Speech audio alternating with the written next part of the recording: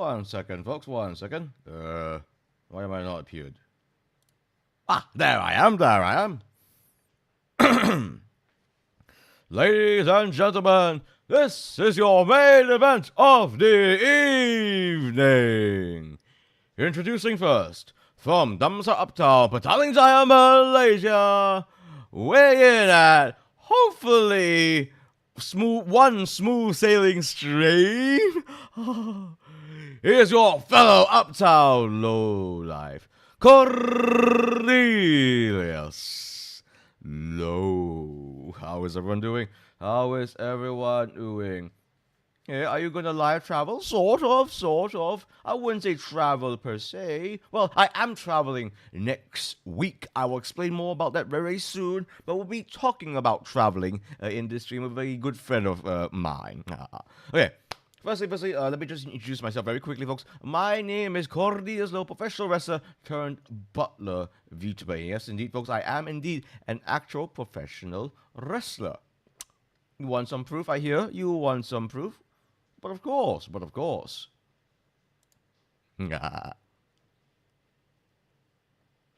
Running enziguri, hook the leg, take your time, stretch up into a corner hit stand, double knees. So yes, indeed, folks, I am indeed an actual professional wrestler. In fact, I will be proving it as such next week.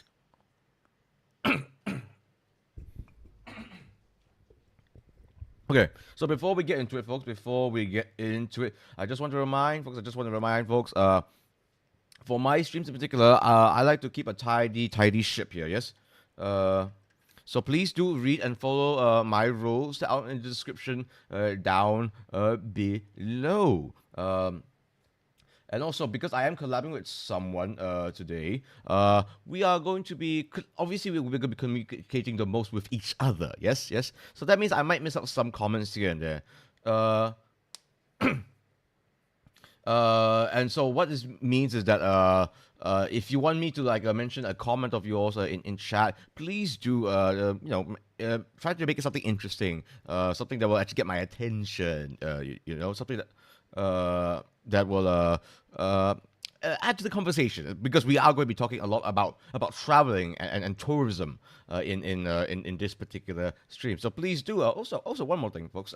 If you can, please do check out my friend Pachi. Ryan, if you can link Pachi's stream on the chat, that would be much appreciated. You might be wondering, why am I holding coconuts? I don't know. Please do contents like Harun Twins. Who are they? Next thing you know, I find out that there's someone like as big as Tom Cruise or something, and I'm just exposing myself as a boomer. But we're not talking about Harun Twins right now. We are doing a stream about Bangkok and Kuala Lumpur. Okay, before we get into it, let me just message my fellow tour guide here if we are ready. Ready?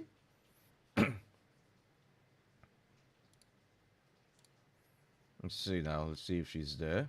In fact, let me just go to her channel for a quick second to check it out.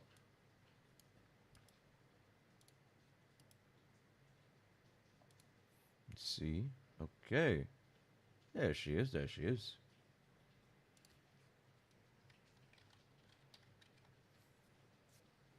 Okay, I believe she's still loading up a little bit, folks. So just to give us a little brief bit. I don't think she's ready just yet. It's fine. Let me just check if I can switch screens a little bit. Let me just check here, folks. Oh my! Oh, she's already moving. Oh, so cute. Okay. You know what? I think it should be perfectly fine. Let me just shrink down a little bit here. A little bit more here. Okay, there we are. Okay. Yeah, I'm shrinking myself a good bit here, and you'll see why very, very soon. Ah, look at this. She's wiggling. This is Pachi.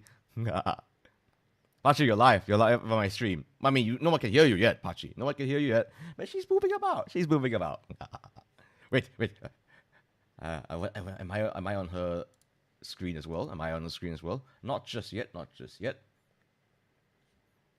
She's having a little lovely chat with her chat. Oh, she's moving. She's moving about. She's moving about on her screen as well. Yes, the one technology, folks. Look, the both of us can be here on the same screen together. Yes. Okay. Let's see. So as you can see here on the channel, we'll be visiting both Bangkok and Kuala Lumpur. You missed Bangkok. It's been 9 years. Ooh, you visited Bangkok. What did you do over there, my man? What did you do over there? I myself last I went to Bangkok was when I was a child. I will talk about that story pretty soon. And I have a reason, a very strong reason why I am I'm doing this with Pachi. Why I have this out of the blue. I must also mention I must also explain and actually in a way apologize to Pachi's audience as well as to why I in particular we were supposed to be doing this stream last Friday, just 2 days ago, yeah? Gods. What happened? That level of scuff was embarrassing. I was not happy with myself. Let me tell you. I'll explain why soon enough. Let me just adjust myself a little more. Okay, I think that should be all right. Nah, that looks better. What about you, Ref Ryan? Have you been to Bangkok before? I believe you have.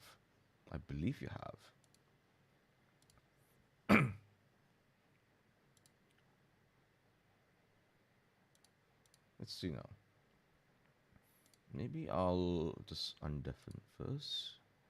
Okay, see if she's ready. Okay. Oh, hold on. Well, I'm just checking if she's still live. Oh, no, she's definitely still live. She's just having a little chat with her audience first. So, okay, so this is how it's going to work. I've already told her just now that she doesn't have to, like, I know a lot of VTubers prefer to, when talking with chat, that they mute, that they will mute, and then they will have a chat with their own audience, right? I told her not for today. It'll be lovely to hear some Thai actually, whilst I collab with her. Sorry, folks. I seem to have like a whole frog up my throat.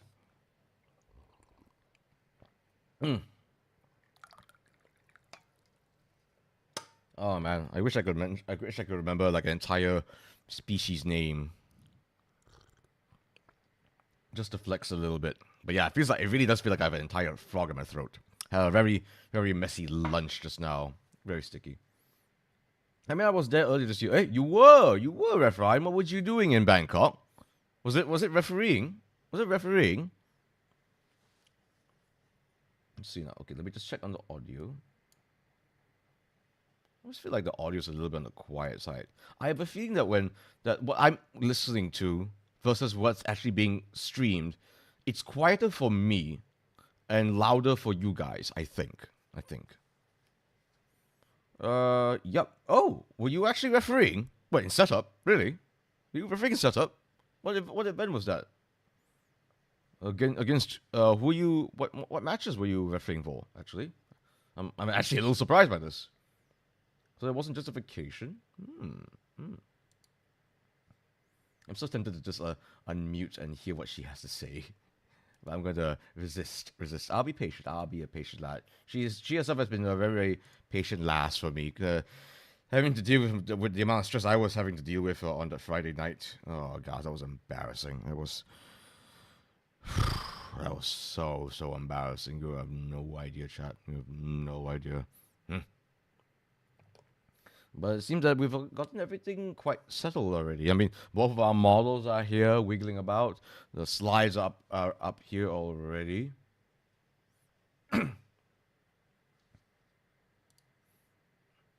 So yes, indeed, yes, indeed. So why Pachi in particular? I guess I can explain this. Because she's the only Thai VTuber I know. I mean, don't get me wrong. I know of plenty of other Thai VTubers. The Thai VTuber scene is shockingly vibrant. It is huge. Like, I would say if it wasn't for Indonesia, no, are they firmly number 2, actually? I think they are.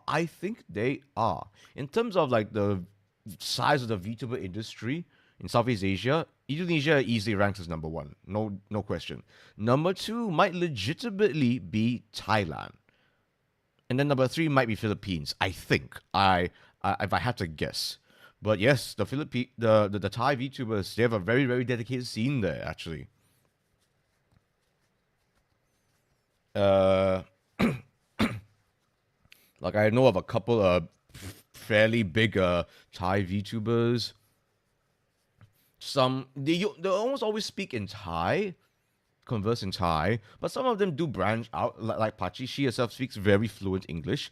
And then there are also folks like Hoku. Hoku is famous for being very fluent in English, and a very good singer too. Shintogi, welcome to Cafe. Ooh? Sawadee krap.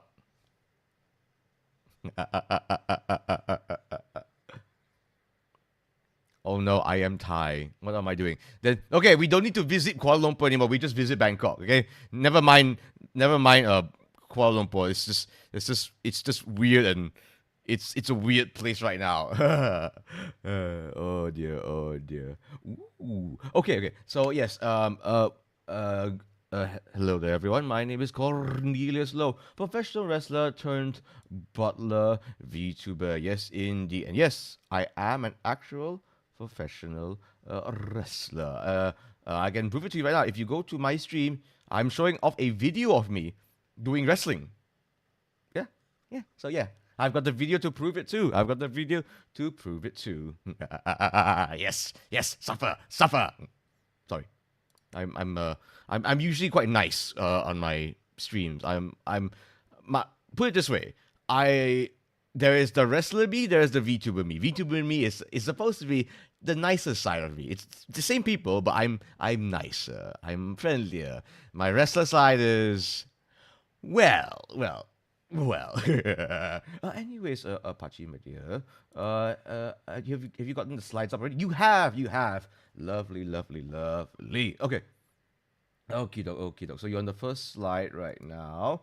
Okay. Oh yes. Apache, please introduce yourself to my chat. Please do.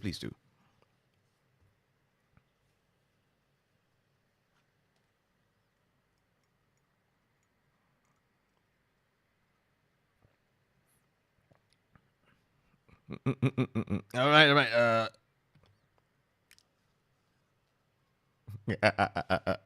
See? Yes, she's on Team Thailand. I am on Team Malaysia, and together we are going to be talking about how to best visit Bangkok and Kuala Lumpur. Although I must mention here, we have a little disclaimer here. Yes, Pachi and myself are not tourism experts and are not liable for any loss or damage caused by any use of any information from this stream. Just in case, just legal stuff. Yeah, see, is there?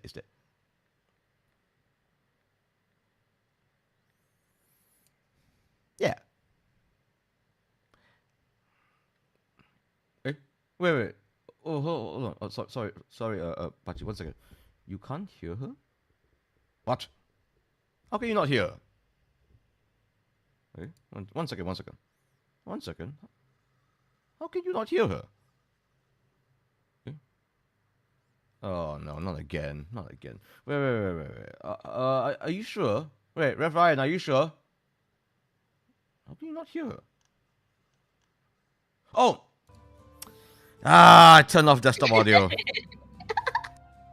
Okay, so... Wait. I didn't turn on your audio too. Oh, you didn't turn on my audio as well? No, why? We tried so hard. We had to reschedule this. We spent like a full half hour just now trying to make sure everything's right, and here we are, forgetting to turn on desktop audio. Hello there, Rain Viper. Hi. You caught us at a perfect time where we both scuffed. Wait. So, shall we? Yeah. So, shall we once again do Shokai? I'll go first. It's okay. Whatever. Okay. Yes. Whatever. Okay. Ladies and gentlemen, introducing from Damansara Uptown, Petaling Jaya, Malaysia, weighing in at 349 plates of Tom Yam Goong. Here's your fellow Uptown lowlife, Cornelius. Low. Hey, what I do to you folks? Just because I messed up once. Okay, enough. Okay. Actually, your turn, my dear. Yeah, my turn. Okay, hi everyone. My name is Pasha from Pasha Channel, and I am VTuber like a Nighttail Kitsune, Red Diamond Nighttail Kitsune from Devilland Planet, and I'm on Thailand team. So yeah, nice to meet you guys. Sawadee krap. Sawasdee. Sorry, what sort of kitsune did you say that you were, Pachi? Red Diamond Nighttail, like Red Diamond Kitsune. A From red Devilland diamond Planet. kitsune. Yeah. Wow. Yeah. Wow. Very nice. Also, so someone here in my chat is asking for recommendations for a shooting range in Bangkok. Shooting range in Do you Bangkok. know Okay. any? I can ask my admin. He's like they like to go to shooting range. I actually don't go shooting range in Bangkok. I like to go to the shooting BB gun in around Bangkok. It's like more far away, but it's more like natural. Have a lot Oh. of trees, a lot of forest, and they have a lot of huge BB gun range. Yeah. Oh wow! But So you shooting actually range? do know a place for that sort of thing. Wow. Yeah, I do shooting. Wow. I was about to say, why don't you ask Jimmy Weep Shooter? I think you know who he is, right? Yeah. I So. can shoot you with love. Yeah. Ooh, my. A little bit of fan service already. Folks. Lovely. Oh, and if you're wondering why I'm holding up coconuts, yeah, we're both in tropical countries. Anyway, so just one second, Pachi. Let me just grab something first. Okay. Okay, Yum, I'm yum, back. All right. Okay. So, what in the world is this stream supposed to be? Well, as you can see here, we are visiting Bangkok and Kuala Lumpur. Okay, let's head on to the. And so the idea behind this stream, folks, is this all came about for one reason actually. I had the idea for this stream to do this with Pachi for this reason. So if I were to go to the second slide, are you at the second slide now, Pachi? Yep. Okay, so you see the two posters here. Ta-da! You see the two posters here, folks. So the idea of this came about because I am actually wrestling next week in two different events. Saturday, I am wrestling in Bangkok. I am wrestling in the Circus Studio G Village, Bangkok, for Setup. Setup is a Thai wrestling promotion, actually. And I am part of a 3-way tag team match alongside my tag partner, Kaizo. We are locked and loaded, and we are going up against two Thai tag teams. The Good Deal comprises of Anant Alonso and Mr. Suchat, and Black and Blue, Matcha and Baital Hasdin, actually. So, yes, we're going to go. So, I'm wrestling in Thailand next week, Yay! Saturday. Yes, it is. I want to go. It'd be lovely to see you there. Pachi. Oh my goodness, so yes, and then also on the Sunday.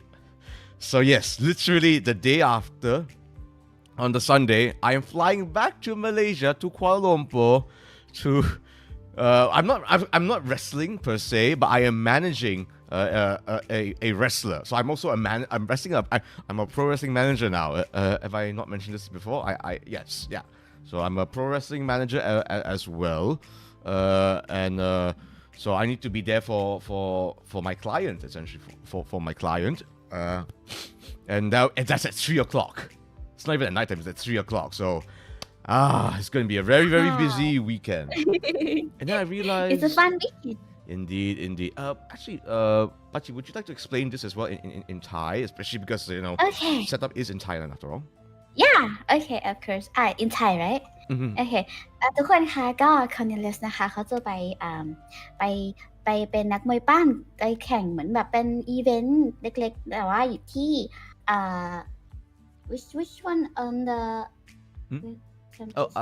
Good Deal and Black and Blue, they are both Thais. They are, all of them are Thai. โอเคถ้าดูฝั่งขวานะคะก็จะมีทั้งวันที่แล้วก็สถานที่นะคะคือ The Circus Studio TV Village Bangkok นะคะตรง MRT ลาดพร้าวนะถ้าใครสนใจจะไปดูก็ไปได้นะคะบัตรก็เริ่มต้นที่ราคา400 บาทนะคะที่ไปเช็คมาแล้วบัตรเริ่มต้นที่ราคา400แล้วก็มีราคาสูงขึ้นไปเรื่อยแต่ว่าไม่แพงนะทุกคนน่าจะแบงค์แดงไม่กี่ใบก็ไปได้แล้วค่ะแล้วก็สามารถเข้าไปดู information ใน setup th official ใน Instagram นะคะถ้าใครสนใจไปอาจจะเจอพัชชีก็ได้นะเดี๋ยวเรามาดูกันว่าเราจะไปไหมโอเค I'm done.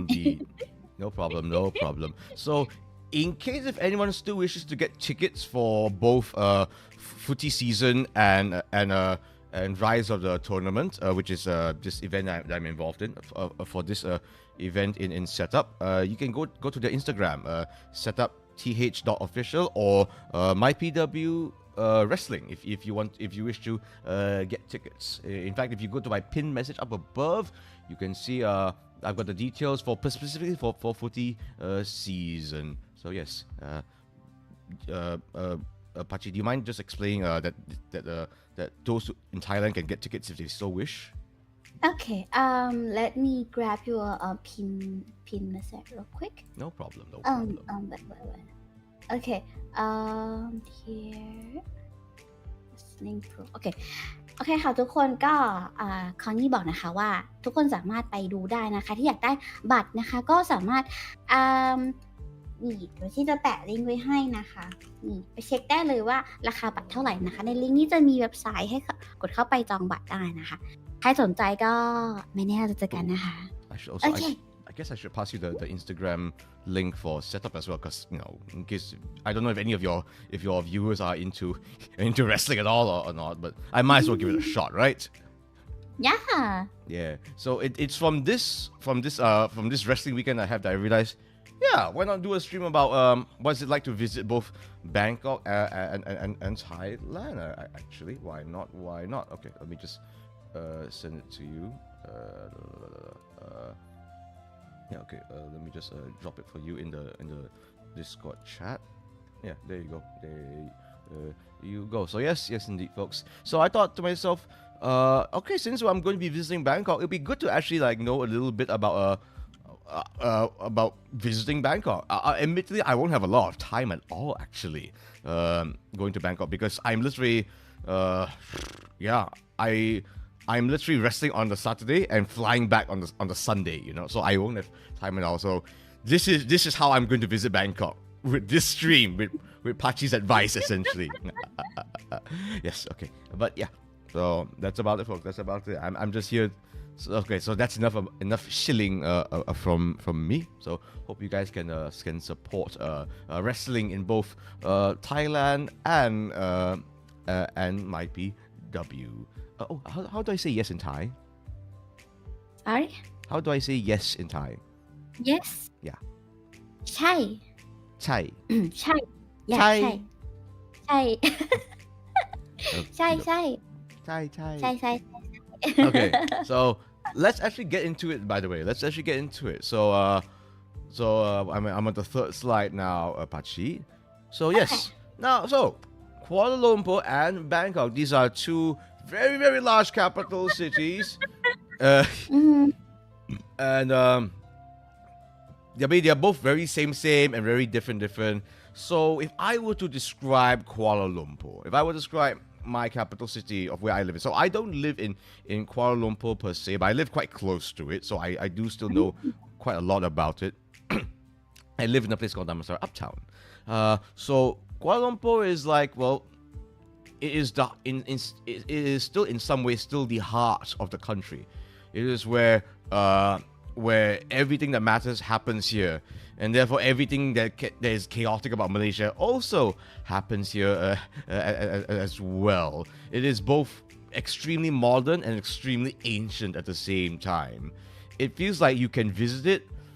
At the same time, it feels also very unvisitable at the same time. I know that sounds kind of mean, but that's sort of the truth. You know, it's a bit of a crazy city. So that means if you want to come here for whatever reason, if you're moving, whether you're moving here, whether you are going to just travel here for fun, whether you're visiting friends here, you do sort of need to know the right places in order to make the most out of it. That's how I'll describe Kuala Lumpur. Or I'll be calling it KL from now on. It's KL is short for Kuala Lumpur. Pachi, your turn. How would you describe Bangkok?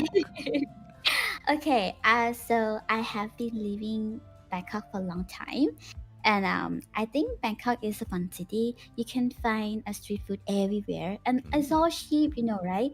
Thai food is really cheap and delicious, and it's like 24/7. You can find 7 in every street, like every street in Bangkok.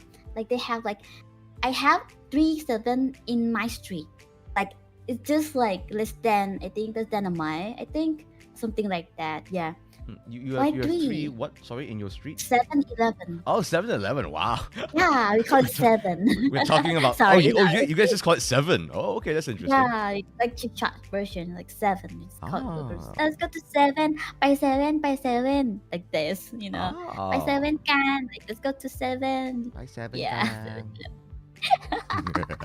Sorry, folks. I realized that Pachi and I, we both sound very, very different. Like this is my actual voice. I don't sound like this at all. If I sound like this, that is me being fake. This is how I sound like.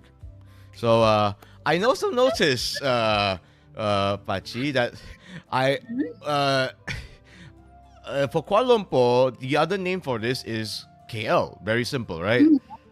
For Bangkok, on the other hand, are you going to try this? Yeah, let's try it together, maybe. But together. Okay, so the short version is Krung Thep. You see the first two, Krung Thep. Krung Thep. You can say it's you. Yeah. Krung Thep. Let me do it slower. Okay. Krung Thep. Krung Thep. Krung Thep. Yeah. Okay.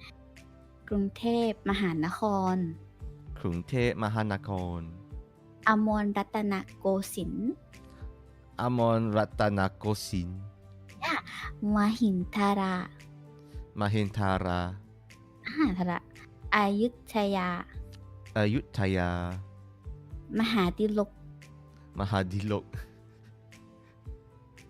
พบนพรัตน์ พบนพรัตน์ รัชธานี รัชธานี บุรีรัมย์ บุรีรัมย์ อุดมรัชานิเวศน์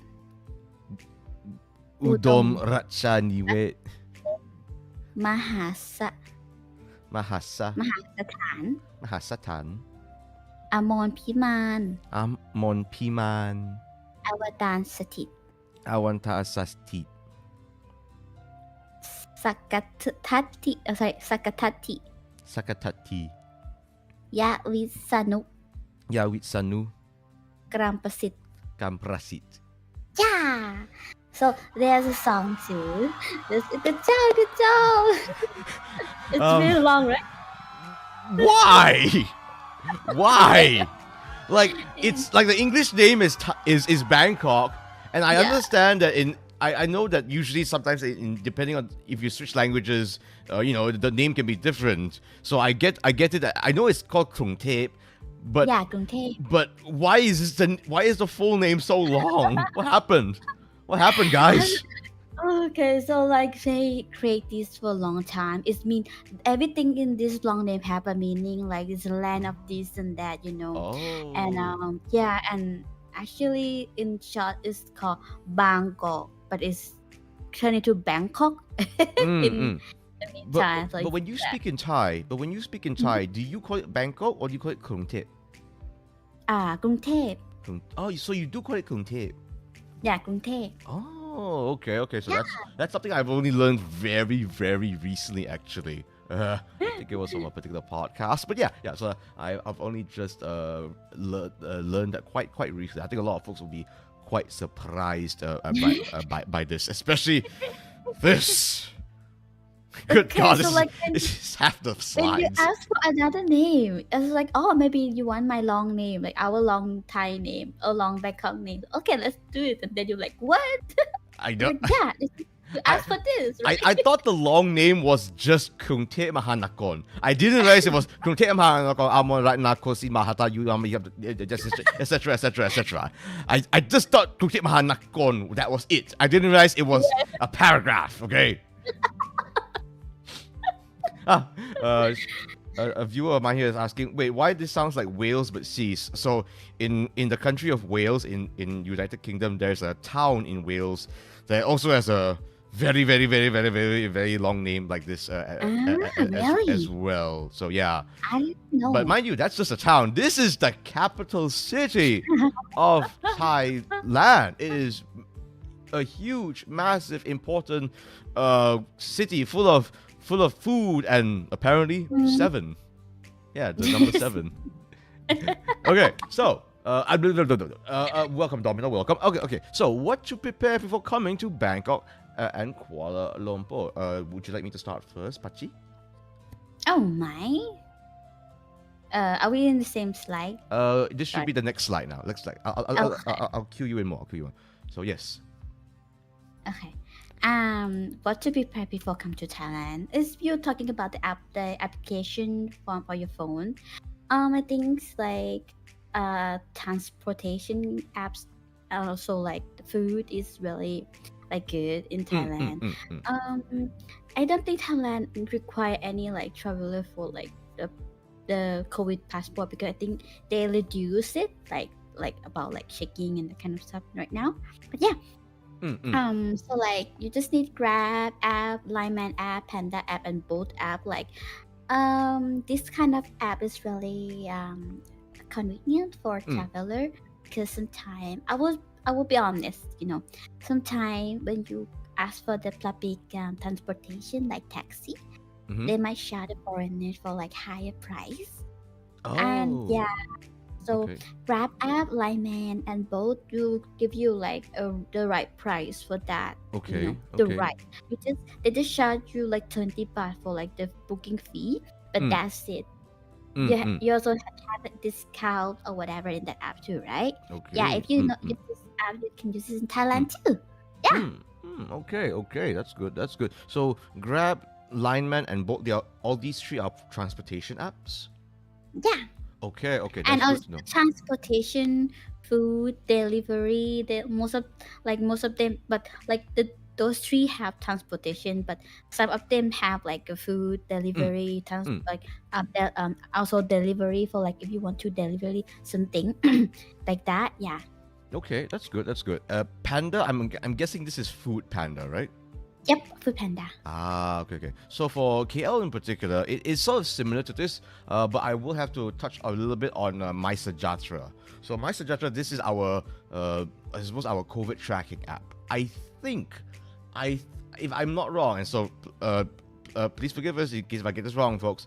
I do believe that so all Malaysians do need the My Sejahtera app, and I believe even for international visitors, you do need to install this as well, or at the very least have like physical documents. But I believe when you enter, you do need to have this My Sejahtera app just to track on your COVID status as well. So this is quite important if you are going to come down to Malaysia, at least during this period of time. I don't know if anything's going to change in the near future or not, but for now, if you are going to visit Malaysia, it's best if you have this.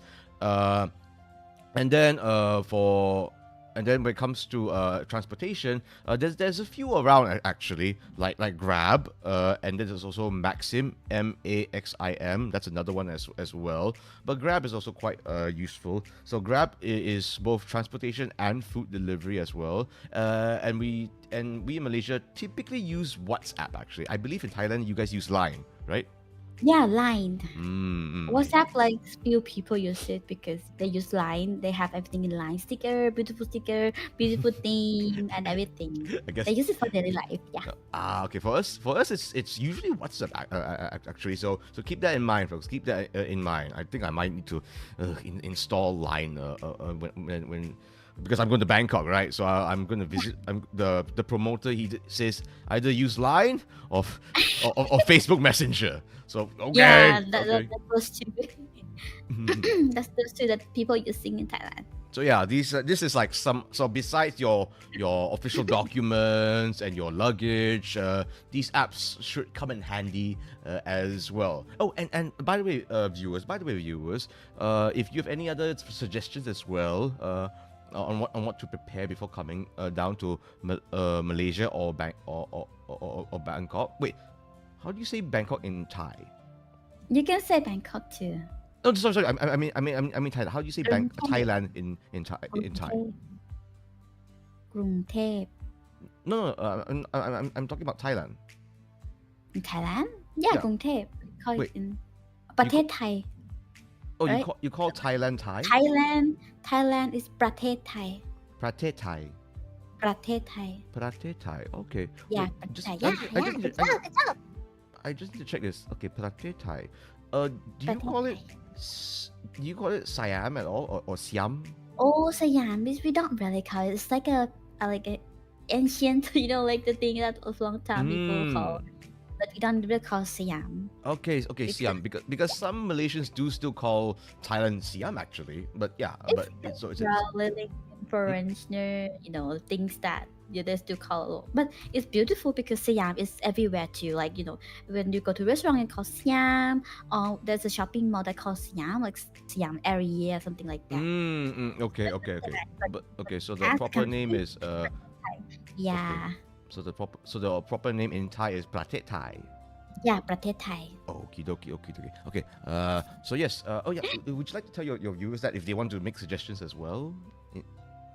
โอเคทุกคนคะถ้าแบบว่าทุกคนมีอะไรอยากจะแนะนำถ้าแบบว่าเฮ้ยชาวต่างชาติจะมาเมืองไทยเนี่ยเขาต้องมีอันนี้นะก็แนะนำมาได้นะคะแบบให้พิมพ์มาได้เลยว่าแบบเฮ้ยแค่แอปแค่เนี้ยพอไหมต้องใช้หมอพร้อมอยู่หรือเปล่าอะไรอย่างเงี้ยแนะนำมาได้นะคะแนะนำได้เลยจะได้บอก What are you doing?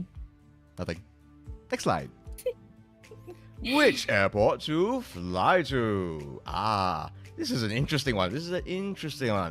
Actually. I'll go first. I'll go first, Pachi, my dear. So, if you are flying down to specifically to Kuala Lumpur, not the other states, specifically to Kuala Lumpur, you have a few choices actually. So, depending on where you are in the world, let's say if you're flying in from Pratet Thai, chances are you will be coming down to KLIA 2, not KLIA. So that's two different things, yeah? I'm not sure if you're aware about this, Pachi, but KLIA and KLIA 2, these are technically two different airports. They are both in the same general area. But they are two different. KLIA is meant more for international flights. KLIA 2 is meant more for regional flights. So that means things around Southeast Asia and maybe East Asia as well. So it's more for countries closer to home, essentially. KLIA, you are flying in from America, England, much further away places indeed. So this does depend on where you are. So if you have someone to pick you up or something, make sure that they know which airport they go to. Are they supposed to go to KLIA or are they supposed to go to KLIA 2? Make sure because and this has happened before. I've had a friend that went to KLIA 2, but he was supposed to wait in KLIA, so he had to drive about 15-20 minutes to KLIA 2 instead. Luckily, there is a KLIA Express, so there is a train that goes between KLIA and KLIA 2. I see. This only works during daytime. So if you're flying it at night, this express does not work. This train does not work. Yeah. So if you are getting someone to pick you up, please make sure they know which KLIA they are supposed to go to. Yeah, so these are the international. The KLIA is the international airport. Kuala Lumpur International Airport. In contrast, Subang Airport. This is a bit different here. This is like the local airlines. So this caters more to local flights and even some internationals as well. I think Thailand and Singapore does fly to Subang Airport as well. So this is a much smaller airport. Here's the big difference between KLIA and Subang Airport.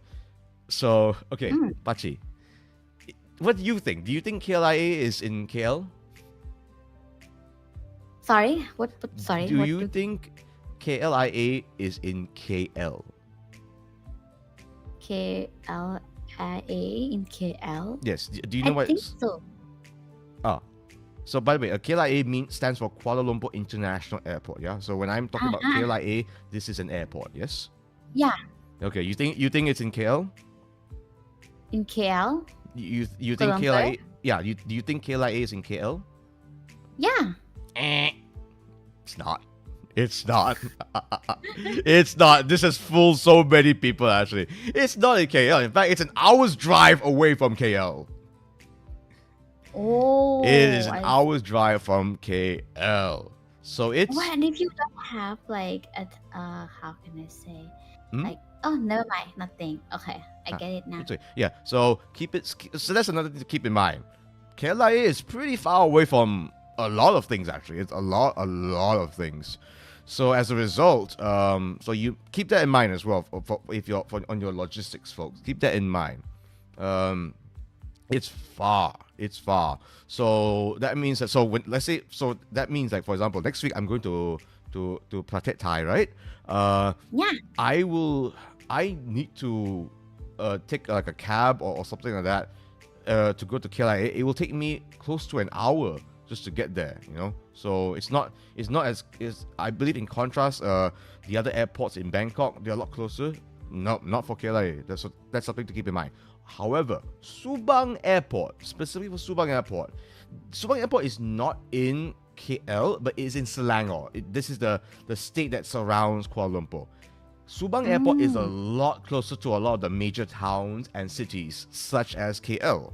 So it's a lot smaller airport, but if you can land here, you are closer to a lot of the other towns. Like Subang Airport is about 20 minutes to KL, as opposed to 1 hour away from as opposed to KLIA, which is 1 hour away from almost everything, you know. So Subang Airport is a lot closer to a lot more towns and 20 minutes away from KL. So depending on where you are, so you have to weigh your options here. Usually, let's say if you're taking Air Asia, it will take you almost always to KLIA 2, where your tickets are cheaper, but you're a lot further away from something. So that means that your Grab car to KL or your taxi to KL will be a lot more expensive. Wow. Yeah, so it does depend on what time you land as well. So that should give you guys a little more that should help you guys a little more when it comes to understanding about KL. What about Bangkok? Yeah. Because I've only learned recently that there's actually 2 airports in Bangkok. Yep. Okay. So the airport, the airport need a lot of space, so it's not in the mid and in the central of Bangkok. It's like more like out in the corner, like far away from the city. But it's like a really huge. So the first one is Suvarnabhumi. So Suvarnabhumi is like a huge international airport. Like you can go everywhere in this airport, and like even like of Europe or like America, like really far away, or in Thailand too, or around Thailand too, like anywhere around the world, you can go with this airport. Yeah, it's really huge and have a lot of food, and also have a like some kind of like beautiful building, like some kind of beautiful sculpture that you can take a picture. It's like a landmark for when you're visiting that, like Thailand, also in the boom. Yeah. And another one is like Don Mueang. This is the airport that Corny going to arrive in Thailand. So yeah, so Don Mueang is like smaller. It's like not as big as Suvarnabhumi, but you can go a lot of places in Don Mueang too. It's just like a smaller one, and this is not that far away from each other. But if you go to the wrong one, you will be stuck in traffic. That's the thing. If Mm. you drive a car, this is traffic is really bad because it's like a street to go around, like go around and people like driving all the time. And also like they have the taxi, a cab, and you can also call like a cab or whatever if you want to. But they have a taxi, both of them. Like you won't have a problem finding the transportation. But just to be careful, double shot you might be like more expensive. But Mm. the price is around 500 or like 400 baht anyway because the traffic is really really bad. The Okay. traffic. Yeah, I've heard from the promoter that hired me for the wrestling show that I'm going to. Yeah, he did say if possible go to Suvarnabhumi. We chose Don Myung instead, actually. And we are flying in on a Friday night. Oh boy. Oh boy. I'm gonna guess. Why don't you? Hmm? Why not Suvarnabhumi? Why again? I think it was because I'm not gonna explain the whole reason why, but it is to do with budgeting. Actually, it is to do with budgeting. Okay, So it's unfortunate. Yeah. It's unfortunate. Yeah. Because I heard this like because yeah.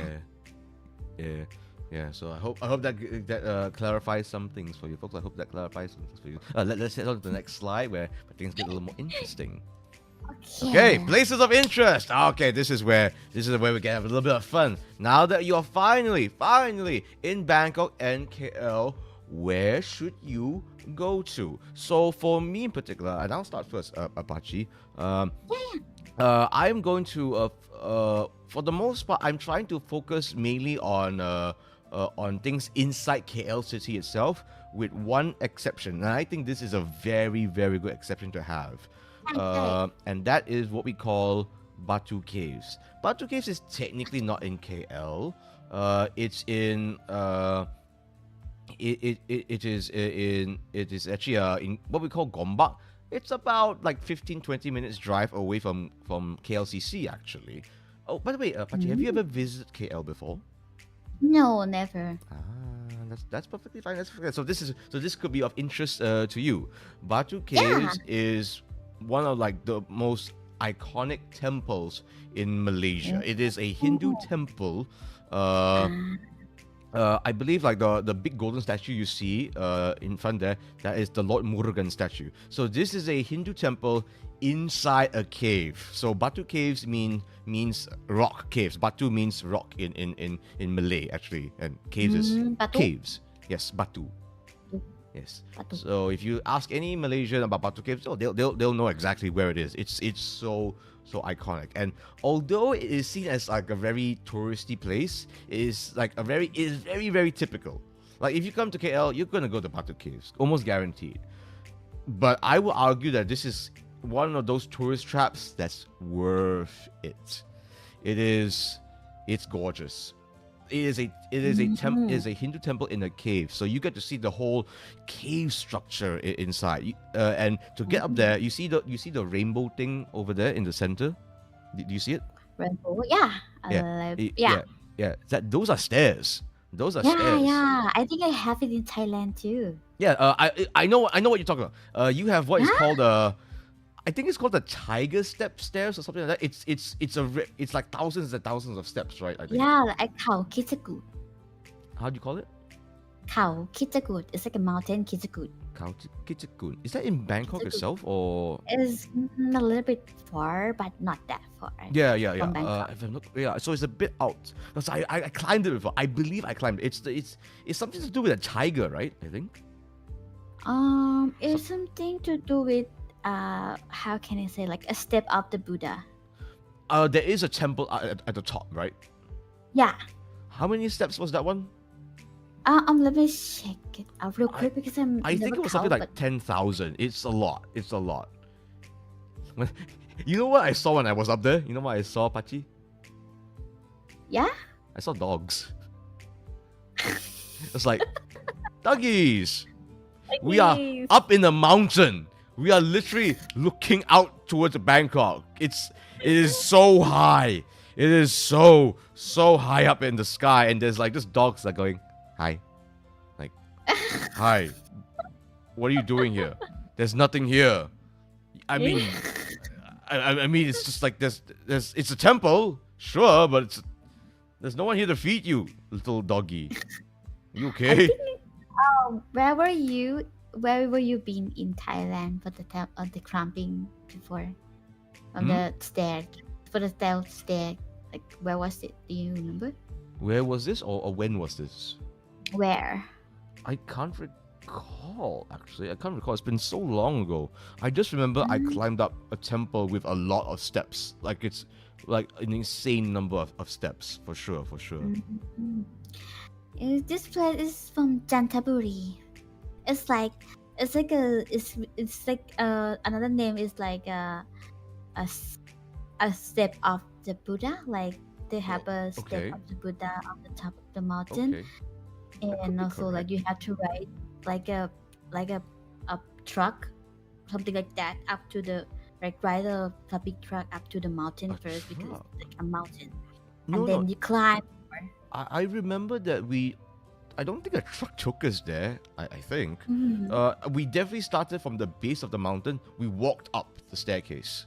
Oh, I think it's a different. This one is you have to go up with the car first, and then you walk up the stair. It's really huge, but it's open in a season, because if you not close it, you will meet. If like they will have to do something, as to pray to open it, because it's a wild. Okay. And yeah, it's a season. If they they are a wild animal too, not only lion. It's like a wild animal, like and dangerous. Yeah. Wow. Okay, then I think I went somewhere else then. It's definitely in Thailand. It's definitely many steps up, but it wasn't. But I don't recall we had to like do any sort of praying or take a truck. No, you don't have to, but like, if they're gonna do it, and they're gonna tell like, oh, it's open now, you can go. That, like to everyone, and then if they're gonna go in the same time, to be a lot of people. Wow, so there's more than one type of temple that you got to climb up a freaking mountain to go to in Thailand. Okay, wow. Wow, you guys in Pratet Thai are crazy. Okay. Meanwhile, Batu Caves, I can't recall how many steps it was, but it's a lot, but not that many. It's not that many. So if you're like an average healthy adult, you should be quite okay when you get up to the top, for sure. And it's of course gorgeous. It's it's a rainbow. It's a rainbow staircase after all. It's so beautiful. It's gorgeous. It really is. It's also I'll say one thing though. Please don't feed the monkeys. Don't do it. Don't do it. You'll get in trouble. You will. In Thailand, you don't. Yes. Please don't feed our monkeys here in Southeast Asia. For Pete's sakes. They're turning to thieves. Okay. Can we stop criminalizing our monkeys? Okay.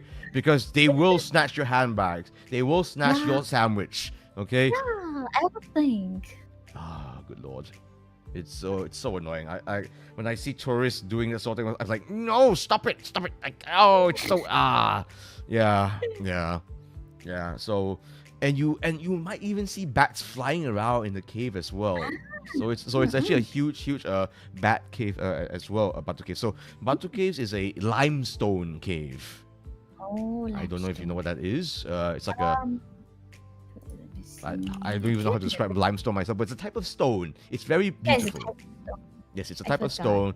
So that's why it's sort of easy to carve away these sort of stones, and it is gorgeous inside. So for me personally, if you want to, so KL is, I'll be very honest here.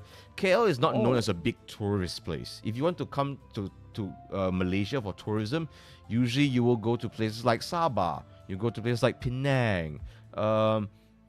Those sort of places where it's either very natural, very beautiful natural sites, or very historic places like how Penang is. KL, that's why you don't see me putting like 6 things as opposed to 3 things. I bet you Pachi could have gone way more than 6 I bet you. I bet you. Yeah.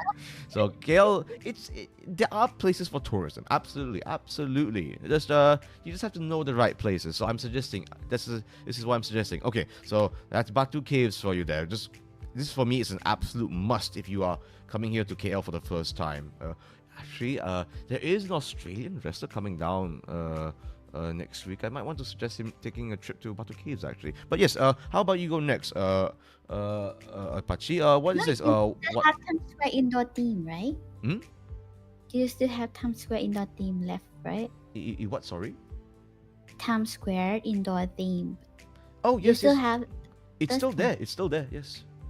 You don't want to tell people about that? Oh no. I will. I will. I just want to go turn by turn. So I already talked about Batu Ah. Caves. Why don't you talk about what Perakil Oh, first? okay, I got you now.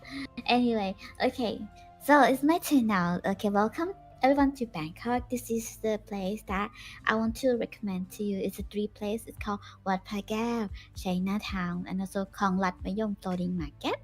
Okay, let's go for the first one. The first one is called Wat Phra and the longer name is called Wat Phra Sri Ratana sorry, Wat Phra Sri Ratana Sasadaram. Yeah, I'm not it's the repeating that. longest. I'm not repeating that. After what we went through with Krungthep, I'll just stick to the shorter name.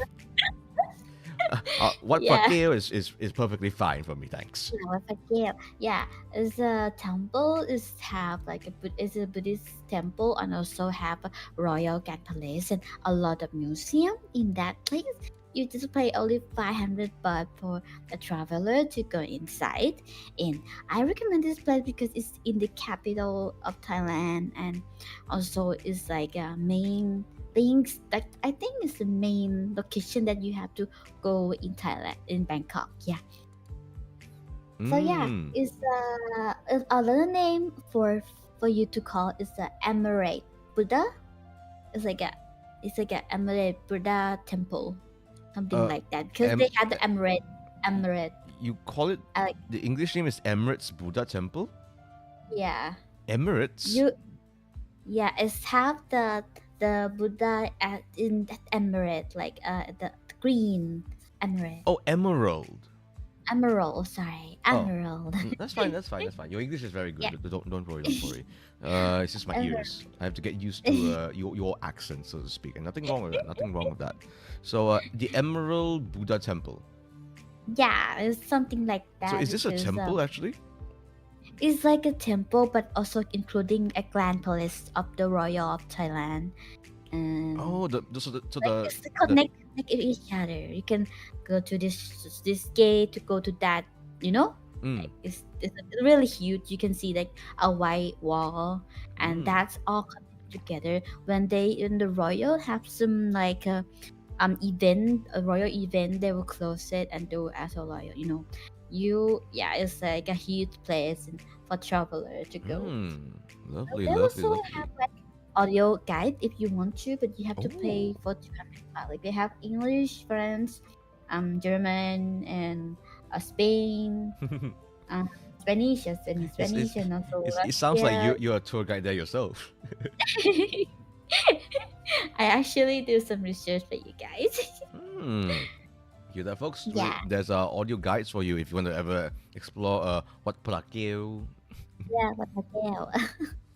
You can do it, Gail. It's short, Wat Phra. Wat Phra. Okay. I don't know if I'm saying it right.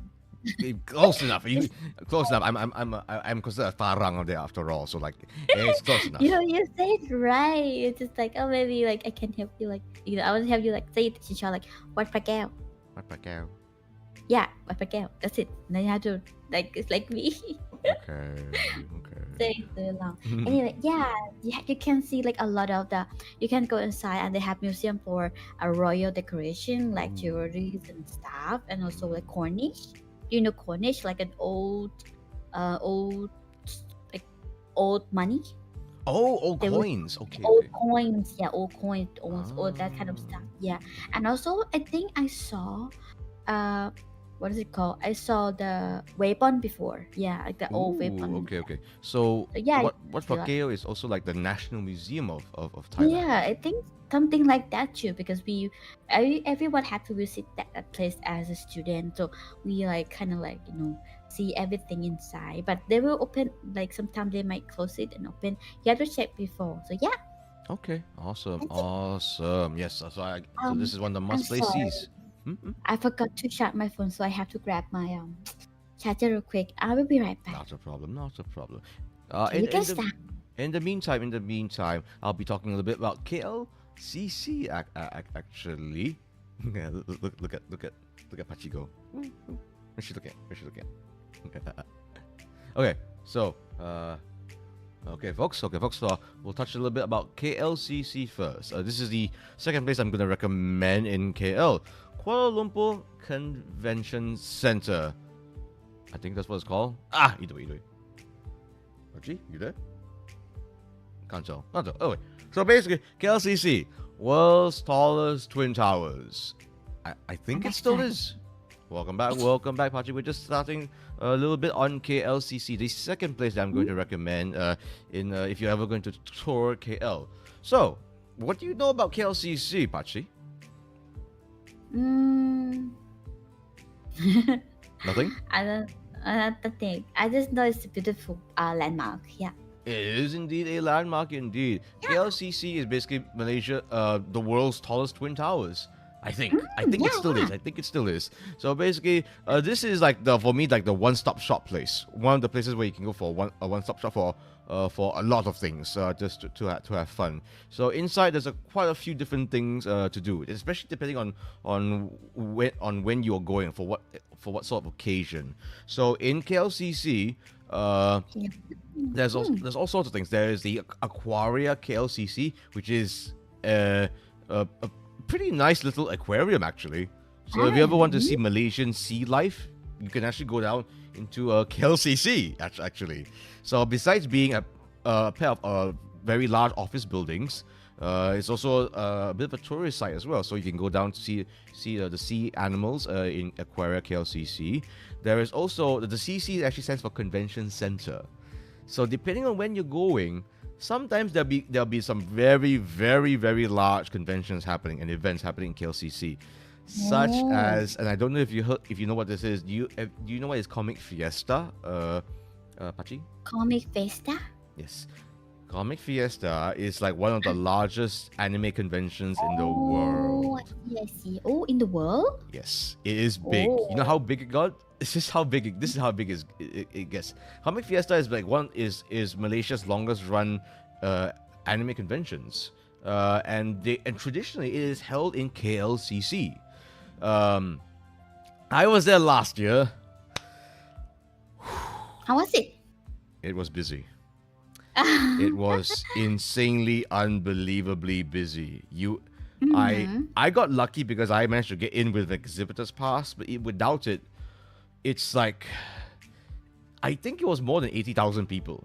Like, it's just an insane number of people from all over the world coming down, and all over Malaysia and all over the world coming down. It is, I felt it was like the largest gathering of youth in one of the largest gatherings of youth in the world. Actually, that's how big it was. Like 8,000.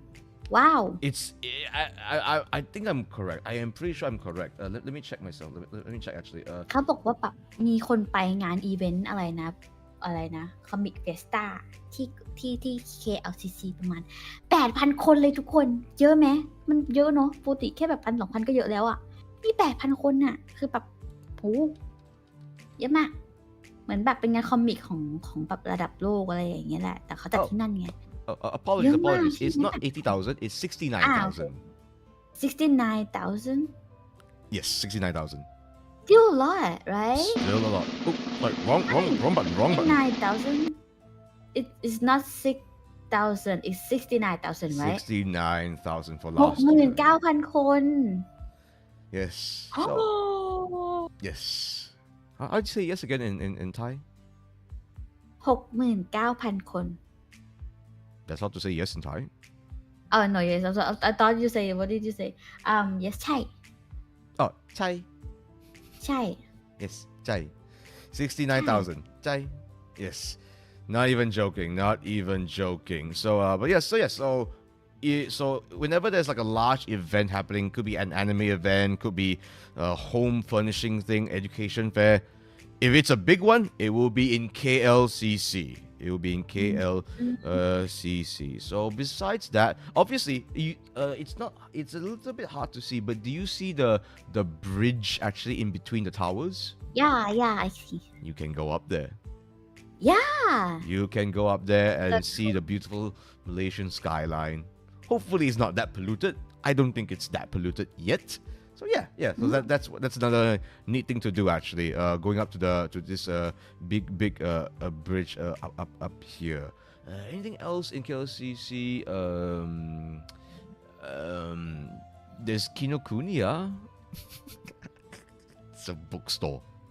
It's a very nice bookstore. Don't get me wrong. Like if you want to get a book that's impossible to find, chances are it's in Kinokuniya.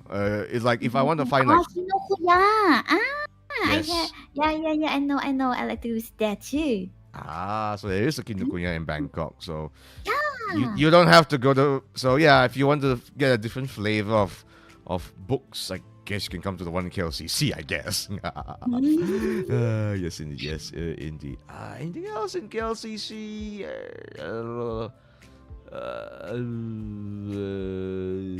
Okay. One. I think one thing I can also say is that KLCC, because this is like in some ways KLCC feels like it's in the center of KL, right? So you are walking distance from many other landmarks in Kuala Lumpur, like Bukit Bintang Street, Jalan Alor, Pavilion, and many other places. So it's very central if you come here. It's very central. One thing. Oh, yes? No, Pachi, you were about to translate what I just said? I say yeah. Yes, go ahead. Go ahead. Yeah. No, I just say yeah, like something like that. Chai. Sai. Yeah, yes. So it's very central.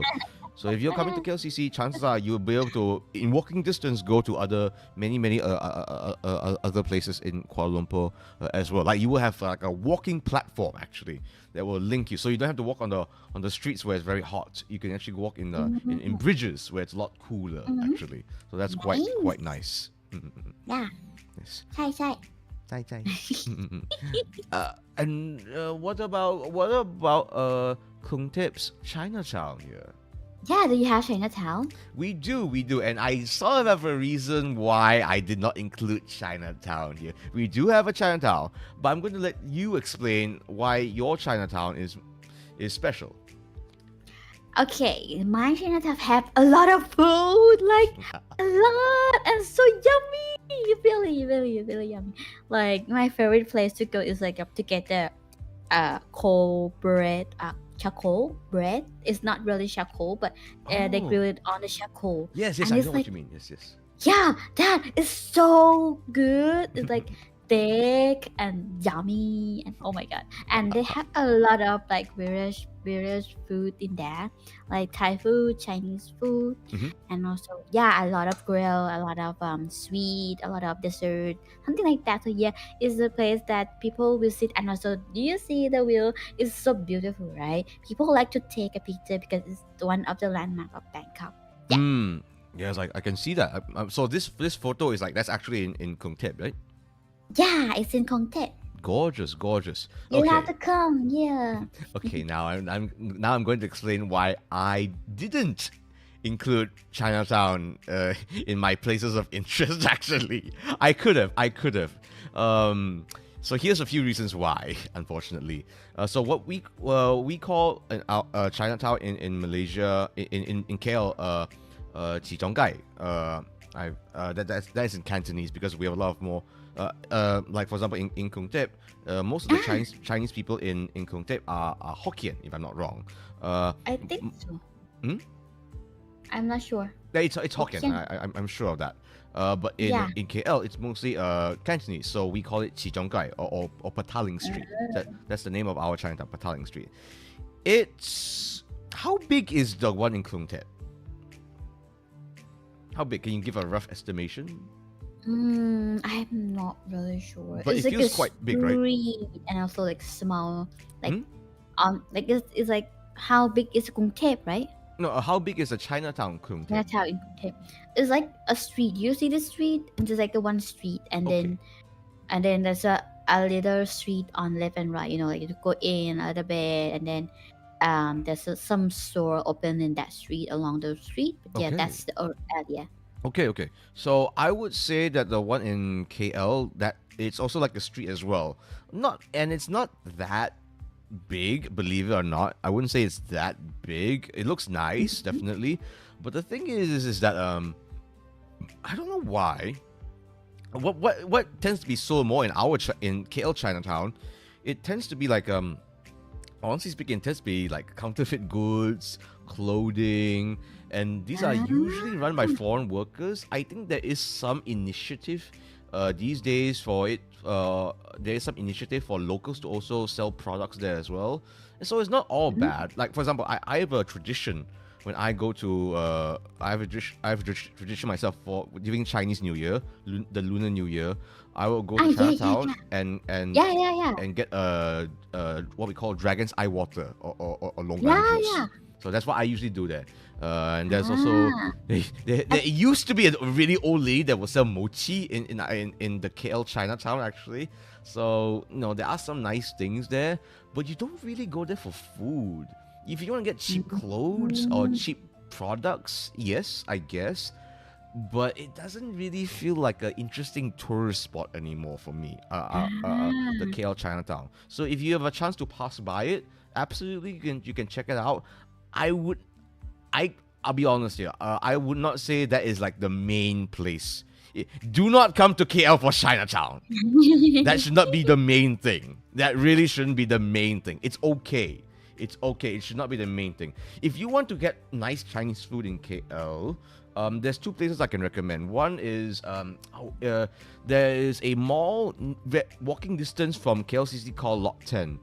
Underneath that mall, there is a place. I forgot the name of it, but it's like it's like a cafeteria area where all the hawker stalls there are multi-generational. So these are like their fathers did this soul food, their grandfather's soul food is those sort of places. And and so I think this rich man, he gathered all these hawkers and just said, okay, all you guys set up here, just one-stop shop, very central. So that lot 10 place is quite nice. Let me try to like find it for you right now. What do you call that place? Okay.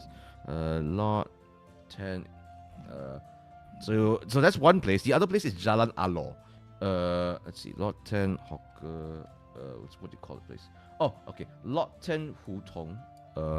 I'll just dump it on your chat on your chat. Why not? Okay, so Lot 10 Hutong. This is one place for if you want to get like Chinese food actually. The other one is Jalan Alor. So this one is more outdoors. This actually sort of feels like Chinatown. This actually sort of feels like Chinatown. Jalan Alor. Jalan Alor. Yes. So these two places, if you want to get like interesting food, like very old school Chinese food in Kuala Lumpur, you go to these two places. Yes. Lot 10 and Jalan Alor. So yes. Yeah, our Chinatown. It feels like it's right. It feels like most of the people working there are foreigners. Actually, I'll be honest with you. I'll be very honest with you. At least for the most part. So yeah, go to the Bangkok one. It sounds a lot of fun. Sounds like there's a lot of nice food there. Indeed. Okay. Every place I recommend have food. Like most of places I recommend have food because there's a food. That is true indeed. This place called Kong Lat Mayom Floating Market. It's like a floating market in Bangkok. Usually they have a more popular one, but I think it's like a little bit outside, And this one is like inside and a little bit more far away from Wat Phra Kaew and Chinatown. Like they're far away from those places, but yeah, they think that you can take some train or some like public van to go this place. I think they have the service to take you to that place. Yeah. Okay. And it's like a floating market. You can take a picture like this. You see like like sit down and then have the view of the floating market behind. I went there for once, and I didn't know about it before because I'm not that interested in floating market.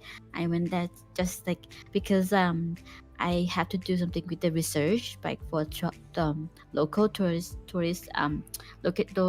local tourism location, something like that. Yeah, and this place is have a nice food, and also like the price is like it's good.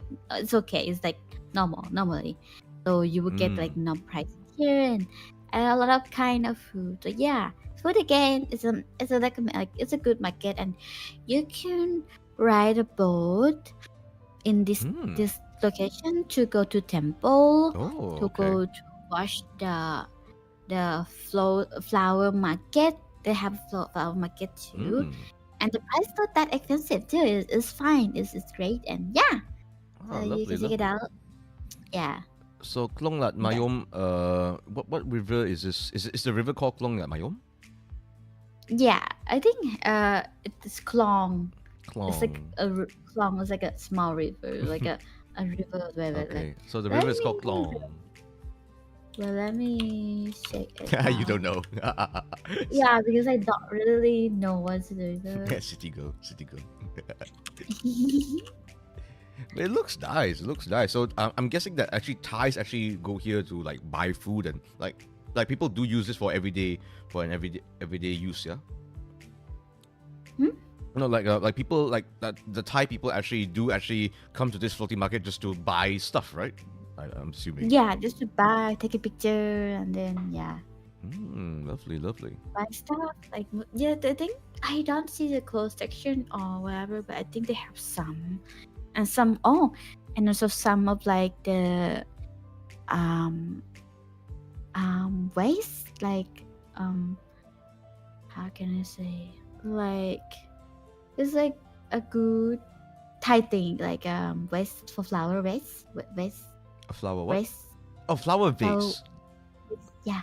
Okay, vase. You can buy vases there as well. Okay. Yeah. And a lot of stuff there, so you can go check it out. Nice. Okay, it looks very scenic. Looks very scenic, and you can. I think I've seen this before. I'm not sure if it was in Vietnam or in Pad Thai, where you can actually like buy like noodle soup from the boats, right? I think. Yeah, something like that. It's have another market that's not like I think that market, but I'm not sure which market. But I think this market have the floating noodles. That would be interesting. Imagine like you're trying to drink your noodle soup, but the boat is rocking back and forth. It's like oh no.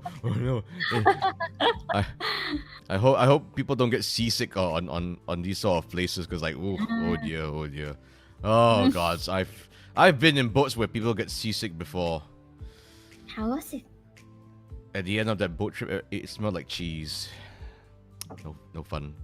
This was in the sea, of course. This was in the sea. I'm not saying that this would happen in the river. No.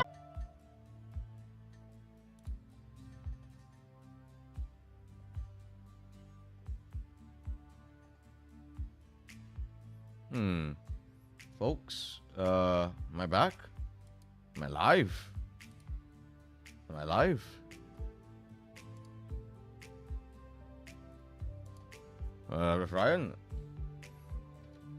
Ryan, am I back live?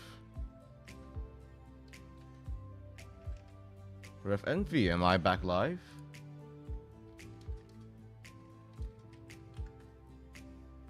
Am I? I haven't the foggiest. I can see Pachi moving quite well.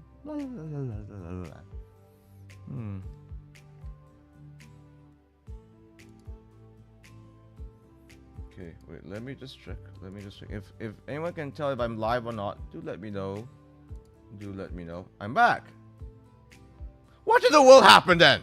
I just had to restart OBS? Really? Do you realize how scary it is to restart your streaming platform? This is some bull. It's so weird. Okay, time to contact Pachi. I'm back, I think. Huh? So bizarre. How bizarre. How bizarre. How bizarre. How bizarre.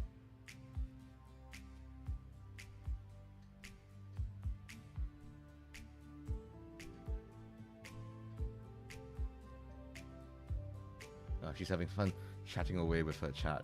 How nice. So apologies, my regulars.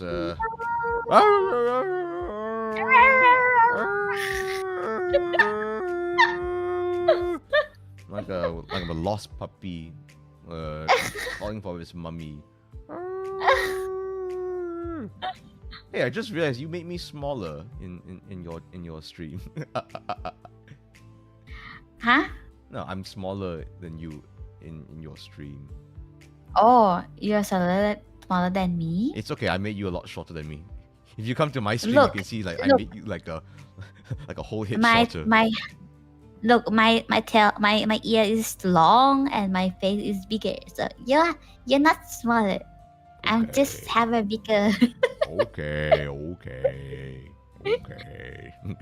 Okay, so how's things? Is it fixed? Like, Uh, is yeah, I think so. Actually, I think so. ready? I don't know what happened. I had to restart OBS. Yeah, But once I turn it back on, we it's seem to be working. okay. I mean, Yeah. my moderator is okay. Oh yeah, by the way, my moderator is an actual pro wrestling referee actually. So Ooh. so yeah. Hi, So nice to meet you. yes, everyone say say sawadee krap to referee Ryan. สวัสดีค่ะ สวัสดีค่ะ Yes, yes. สวัสดีค่ะ He's a very nice man that has to deal with my nonsense sometimes. Okay, so yes. Tell me, Pachi. Amongst Batu Caves, KLCC, and Times Square, which do you think you would like to go to the most? The most? Yes, the most. Maybe. Oh my god, the most. I like. Okay, I like Batu Cave and Times Square indoor because it's totally different. You know, Batu is like natural, and I wanna see like it's interesting. It's the stair and like the local stuff, and also Times Square indoor theme is like it's fun. You know, I like the theme park, that kind of stuff. So yeah. Do you like more natural, like forests or natural places? Actually, Pachi. Or not really? Depending on my mood, I like both. So it's hard to say Okay. because I'm a city girl, but also sometimes like going to see nature is kind of beautiful. You know, like Okay. yeah. Batu Caves is, I would say, it's like, it is natural, but it's also a temple at the same time. So it really does depend. It does depend. So it's not like it's if you want to go to like a forest or a mountain. I wouldn't say Batu Caves is that sort of a place. Even though it is very nice. For that you have to go out of KL because KL is still a city, right? There is technically a forest in KL. Actually, there is a forest, but there is a small one. So that's why I didn't really recommend it, of course. But I like caves. Batu Caves is your place. Batu Caves is the place to be. Then absolutely. As for me, if I had to pick between Wat Pakeo, Chinatown, and Klong Lat Mayom, I must admit I think I would be most intrigued by probably Klong Lat Mayom. Actually, it's a bit further out from Bangkok, but I don't think I've ever been to a floating market before. So I think Klong Lat Mayom might be a fun one for me. Indeed, I mean, if I want to go to Chinatown, I can just go to like a 10-minute. I can just take a 10-minute drive and I'm in the Chinese restaurant already. Shall we hit the next slide? Sure. Let's get a move on. Okay, food! Food!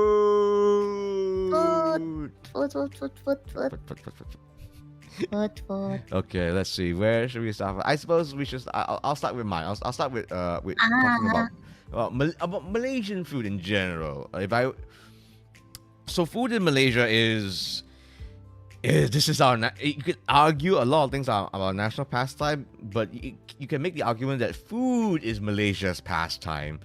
God, there's so much variety. It is the word that I would use is just a crazy mix, because there's so many cultures in Malaysia, so many different regionalities, Yeah.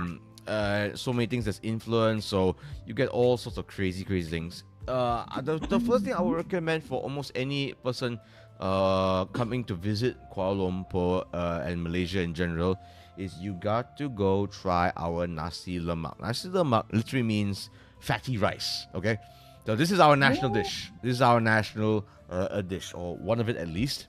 Nasi lemak is basically coconut infused rice. So, like, we will chuck in the rice cooker. We will chuck, coconut milk and pandan leaf inside the rice. Make it fragrant. Make it it's just good stuff. And then you see the red thing up there. That's our sambal. That's like our curry shrimp paste mix thing. So it's like it's spicy. It's hearty. It's creamy. It is. Yummy. Yummy. It is very, very the yum. It is very, very yummy. So this is our national dish. This is everywhere. If you see those those green packets wrapped in banana leaf, it looks like a pyramid. That's our nasi lemak. So it can be anything from a takeaway food, and it can be elevated all the way to like, you have fried chicken with it. You can have squid with it. I've had salmon with it before at one point. I don't recommend that. I don't recommend that because that's weird. Why? That might be a bit overkill, actually. But Like having soft salmon and also soft rice, right? Hmm? Is it the problem, or like what is the problem? I'm curious. No, with the salmon. basically it's the combination of salmon, salmon fish, Uh-huh. and A nasi raw or lemak. cooked? No, it was cooked. It was cooked. It didn't really work. That was like a Western restaurant trying to fancy up a nasi lemak, but it didn't work. This is very much a homey food. So things like like curry squid, eating this with fried chicken. That's the way to go. That's the way to go with nasi lemak. Indeed. So yeah, it is everywhere, and it is very much our national dish. What a warning, though! What a warning! If you come to KL, even just KL, be prepared to put on a few pounds.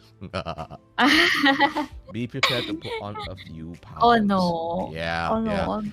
Half of what you'll be doing in Malaysia is eating. There's a lot of varieties of food here. A lot of varieties of food. I mean, like roti canai. That's I'll explain more about it later. But that's technically a different culture altogether. So, yeah, we have different cultures of food in Malaysia alone. It's like have you ever been to Singapore before, Pachi? No. Okay. So I mentioned Singapore because I think I dare say internationally a lot more people know about and have visited Singapore more than Malaysia. Malaysia, because Singapore used to be part of Malaysia, right? So our food is very, very similar. There is some difference, but only a little bit difference. But overall, it's very, very similar. So, but this is the big difference. It's better. If you've ever had Singaporean food, it's like it is similar to Malaysia, but not as good. Okay, I'm gonna throw that out there. Singapore food is Malaysian food, just not done as well. Okay, Yes.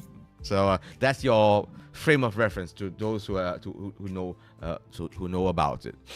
So what about Bangkok? I noticed that you added Panang curry, which is Panang. how do you call it? Panang. Panyang. So Panang. Panang. yeah. Panang. So for some context, I actually grew up eating Thai food. I know about Thai food. When I was a kid, Thai food is everywhere in Malaysia. Actually, so I've had the tom yum goong. I've had I've had Pad Thai. pad Thai. I've had Curry. exactly. I even know what is larb. I even know what's larb of all things. Yeah, so that's I was very surprised to learn about larb actually. So that was new to me, but yeah. See, so I know a little bit. But but panyang curry, I think I've had it before. But how would It's you a red curry. It's a what curry? Green curry, red curry. This one is red curry. Have you ever tried before? I know some. Oh, give me a second. Let me answer this phone real quick. No problem. Sorry. Oh yeah. Oh yeah. Referring Singaporean, I forgot. I mean, you know I'm right, dude. Dude, you know I'm right. you've been to Malaysia before, but I don't think you've been to like the real proper places. I think, right?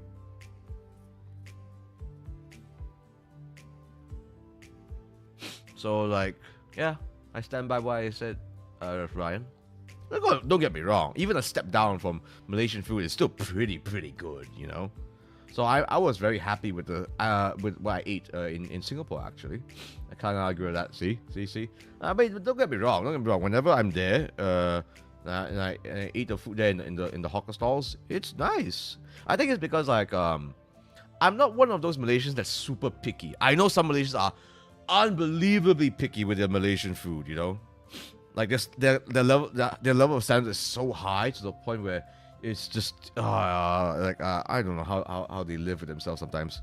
Me, I tend to be less picky with food, so I've had some stuff in Singapore that I was very happy with. Let me just check on Pachi 1 second. Is Pachi okay? I think she went off to do something. Okay. I'm back. Welcome back. What were you? I'm back. I'm sorry. No problem. My mama fox called me. Aw, that's nice. Also, by the way, I just realized something. I mentioned how Malaysian food is better than Singapore, right? Yeah. I just realized that my moderator, referee Ryan, he's Singaporean. But he agreed with me, mind you. He agreed with me. So it's all good. But yes. He was like, oops. Yeah. But yes, panyang curry. I think I've had it before, actually. Yeah. Is it pork mostly with red and rich coconut. Rich and thick. Yeah. That's our secret to everything in Southeast Asian cooking. Coconut milk. Just like pour it. Coconut milk. Coconut milk. Yes, coconut milk. Everything. That's our secret to cooking in Southeast Asia. Okay, and then next up. So is panyang curry like your favorite Thai food? Yeah, but okay, so Penang curry have to be soft pork. It had to be a good part of pork, not the hard one, not a thick one. It had to be thin and soft and small. Not that small, like a small piece that not too big, you know. I hate when I have to cut the pork. I want to scoop it on the rice and then eat it, you know. It should be like that. So it's hard to find a good Penang that I will like. But yeah, when I like it, I like it. It's not my most favorite because I eat I don't eat a lot of curry, you know, like I like curry, but I like a lot of food, so it's like all the food is my favorite. That is the thing. Ooh, wait, I have to ask this. How is your spice tolerance? Really high, but not that high. I like maybe. Wait, you started with really high, but not that high. How high are we talking here? That scares me. I'm going to Bangkok next week, you know. How high is high? Oh no. Like, you know, when it's, you know, some spicy is good to be crying for. Yes, absolutely. I agree with you on that. 100%. There is some spicy where you cry, you feel unhappy. But then there is some spicy when you cry, you are happy. I 100% agree with you on that. Yes. Oh my god, I've had... The first time I've ever had lard before, that was me. Do you know about my larb story? I love to tell this story about me and larb. So to those who don't know what is... So we are going to talk about larb right now, okay? Yeah. So to those who are not aware, larb is... Wait, no, I can do this. the one I had was chicken larb. It is basically like how do I explain this? It is like a meat salad mix sort of a thing. I think that's how you can describe it. So it is very herbaceous. There's a lot of herbs inside. So when I first ate this, so okay, you have to understand. I'm one of those crazy people that when I see something I don't understand in the menu, I will order that. I will order that. Problem was, when I've had this for the first time, I thought to myself, when I tasted it for the first time, I thought to myself, oh, this is so nice. It's so herbal. It's so fresh. It's really tasty. And then my mouth started burning. And it kept burning. And it kept burning. To the point where... The more you eat, the more you burn. Yes, to the point where I had to order not one, but 2 iced teas. So I was like, it burns. It's so nice, but it burns. So when I went back again, so I go to this Thai restaurant quite often, right? I go to this Thai restaurant quite often. So I thought to myself, okay, I'm going to be smart about this. I'm going to bring a bottle of water with me. And I intend to only order 1 Thai tea. Just one, instead of 2. Not 2, yeah? So I ordered larb again. I still You want to win it, right? Yes. You want to win this. Yes. I still ordered 2 glasses of Thai tea. Iced Thai tea. I think I'm a bit better now with my stories. So that's my level. I can take pretty spicy stuff, but when it comes to like a larb or a papaya salad, that's my level. Any higher and I'll be like, it looks like I'll be watching like a melodrama or something like that. Like Actually, Pachi, I should ask you this right now. When I go to Bangkok and I want to order something, should I actually say small spicy? Actually, should I say that? Yeah.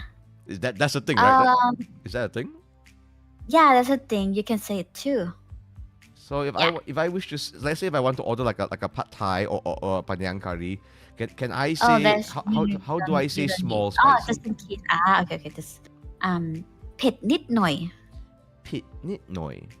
เผ็ดนิดหน่อย What does that mean? Like a little spicy. A little spicy. So pit nit noi.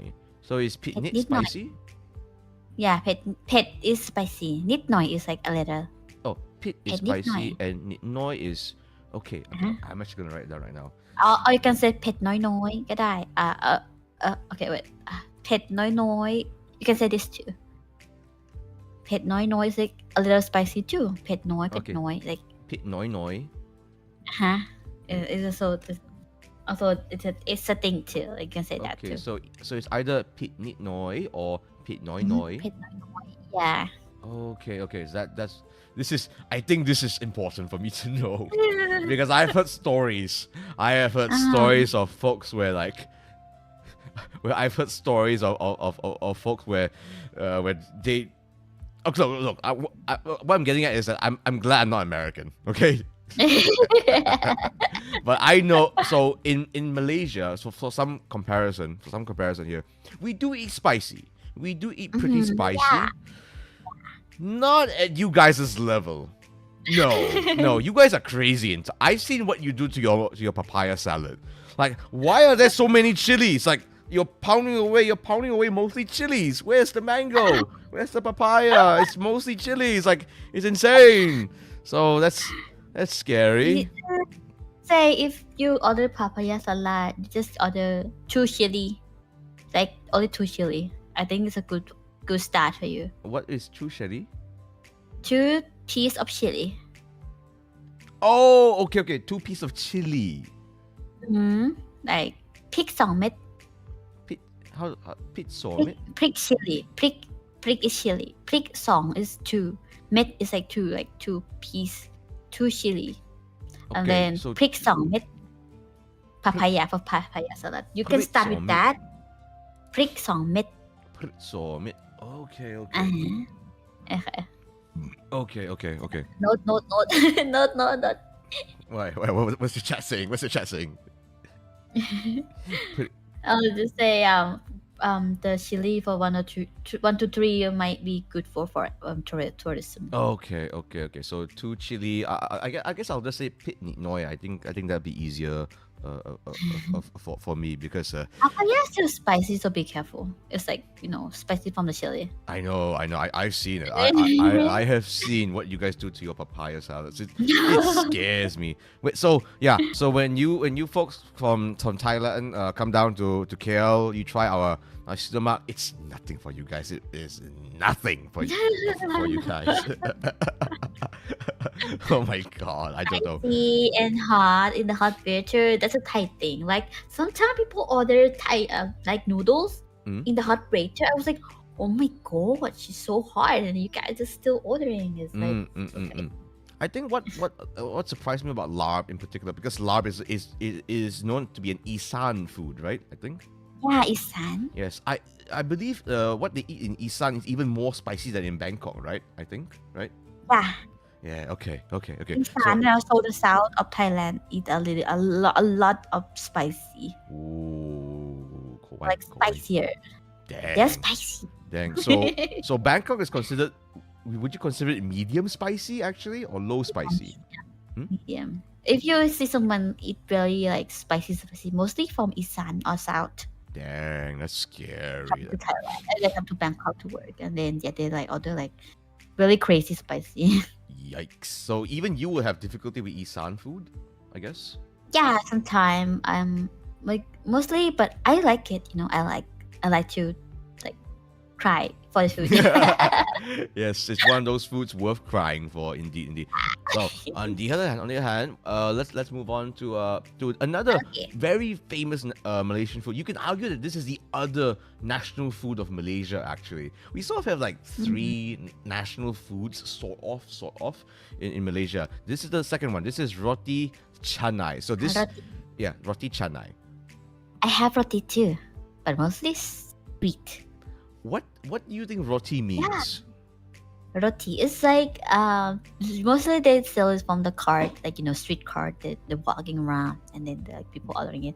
It's like so like they prepare it in a flour a ball, and then they put it together, and then they walk on the street, and then someone one roti, and then they pick it up, and then smash, and then like a pizza dough, and then they fry it on the pan, and then at the end they will wrap it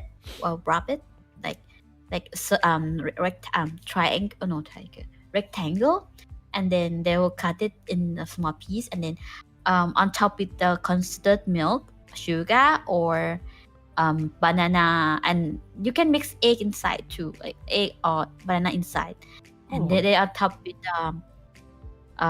considered milk and sugar. Yeah. Hold on. Are we talking about the exact same thing here? Yeah, it's called roti, but it's actually not the same thing. It's like a Thai version of roti. What you described sounds very similar to roti canai, actually. Wait, hold on a second. Wait, I need to Google this very quickly. Wait, so for you, try it out when you're in Thailand. I think you can find it. For you, does roti mean like a flat bread? Because that's what roti means. Roti means bread, actually. It's just the word that we like. It's like roti. It's roti. Oh, that's very nothing. It's like for Thailand. Okay, it's roti. We know this is roti. Okay. Yeah. So it looks actually fairly similar. So, for you, roti is something that's sold in like a cart, right, or something. Yeah, like sweet, and nowadays they add like you can add like chocolate syrup on top, or like jelly or something like that. Like the kids like to do that. Okay, this is very interesting. You said roti, because It's like a dessert for Thailand. I actually wonder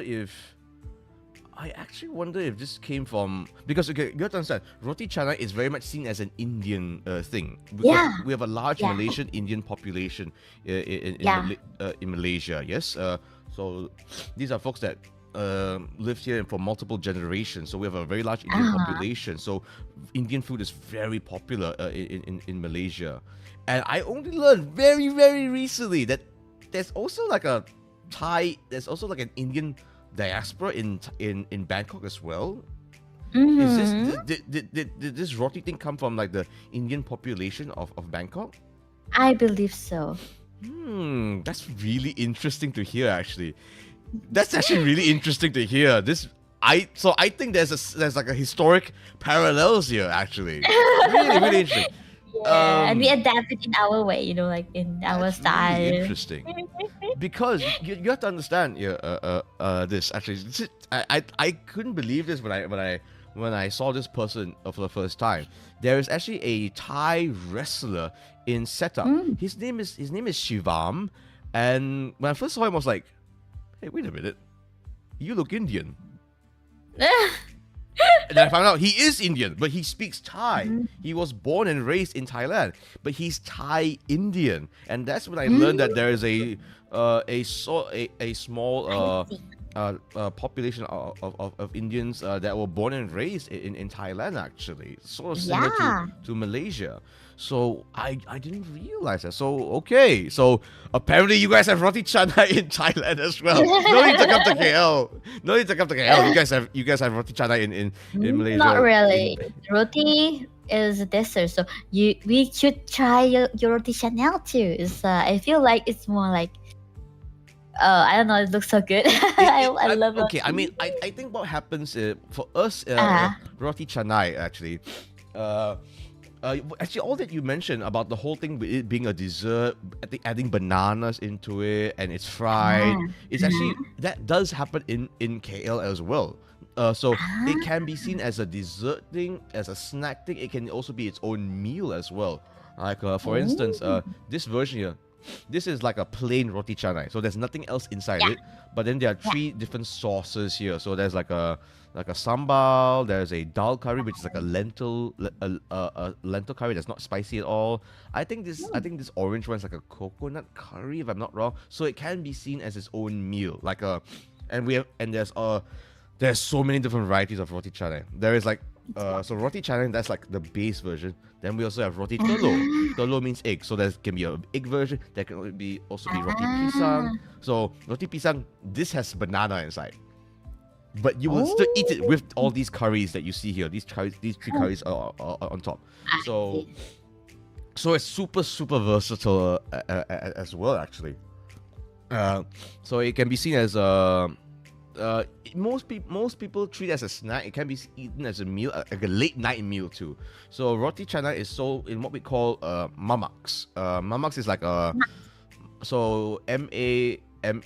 So a mamak stall or mamak restaurant.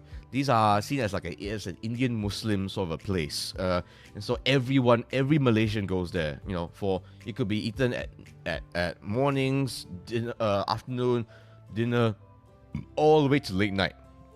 Like in some places it's 24/7. It is open all night, and especially now that things have eased up now with the whole pandemic thing. So if we are going to go out eat at 2 a.m., we are most likely going to be going out to a mamak shop and eating roti canai. Yeah. Wow. So this is available all the time. It is fluffy. It is crunchy. It's super savory. It is good. It is. Looks so good. Again, it does really sound like the roti that you have in Bangkok, actually. But I think we mess around with it. We will mess around with it a lot more. Like we will add all sorts of things to it actually. So yeah, it is pretty fun. Pretty fun. So. I mentioned Tai Chi just now. What would you like to say about Tai Chi? Yeah, you show me your Terak, so this is Tai Chi. It does seem pretty similar. But I think there are some differences. So how about you explain Tai Chi first? So how would you call it in Thai, actually? Cha Thai. Just Cha Thai. Okay. Yeah, Cha Thai. Okay. Cha is obviously tea, I'm pretty sure, right? Yeah, Cha Thai. Yeah. So yeah, it's like how can I say? I try not to drink that a lot because too much sugar. It is. Word. Really? Yeah, like trying not to drink sugar because sometimes it give me headaches because If they, yeah, I cannot eat something that's too sweet because I have headaches. And Thai tea, when I craving for it, I have to drink it. But usually I try not to drink. Again, like try not to drink a lot of sugar and considered milk because it, yeah. So yeah, but when I craving for it, yeah, just have to drink that, like that time today, that day, like whatever. Because it have a flavor, you know, it leaves some flavor that really good in your mouth. I don't know how to say it. Like give the aroma that's really rich. The cha that I like is chatramu.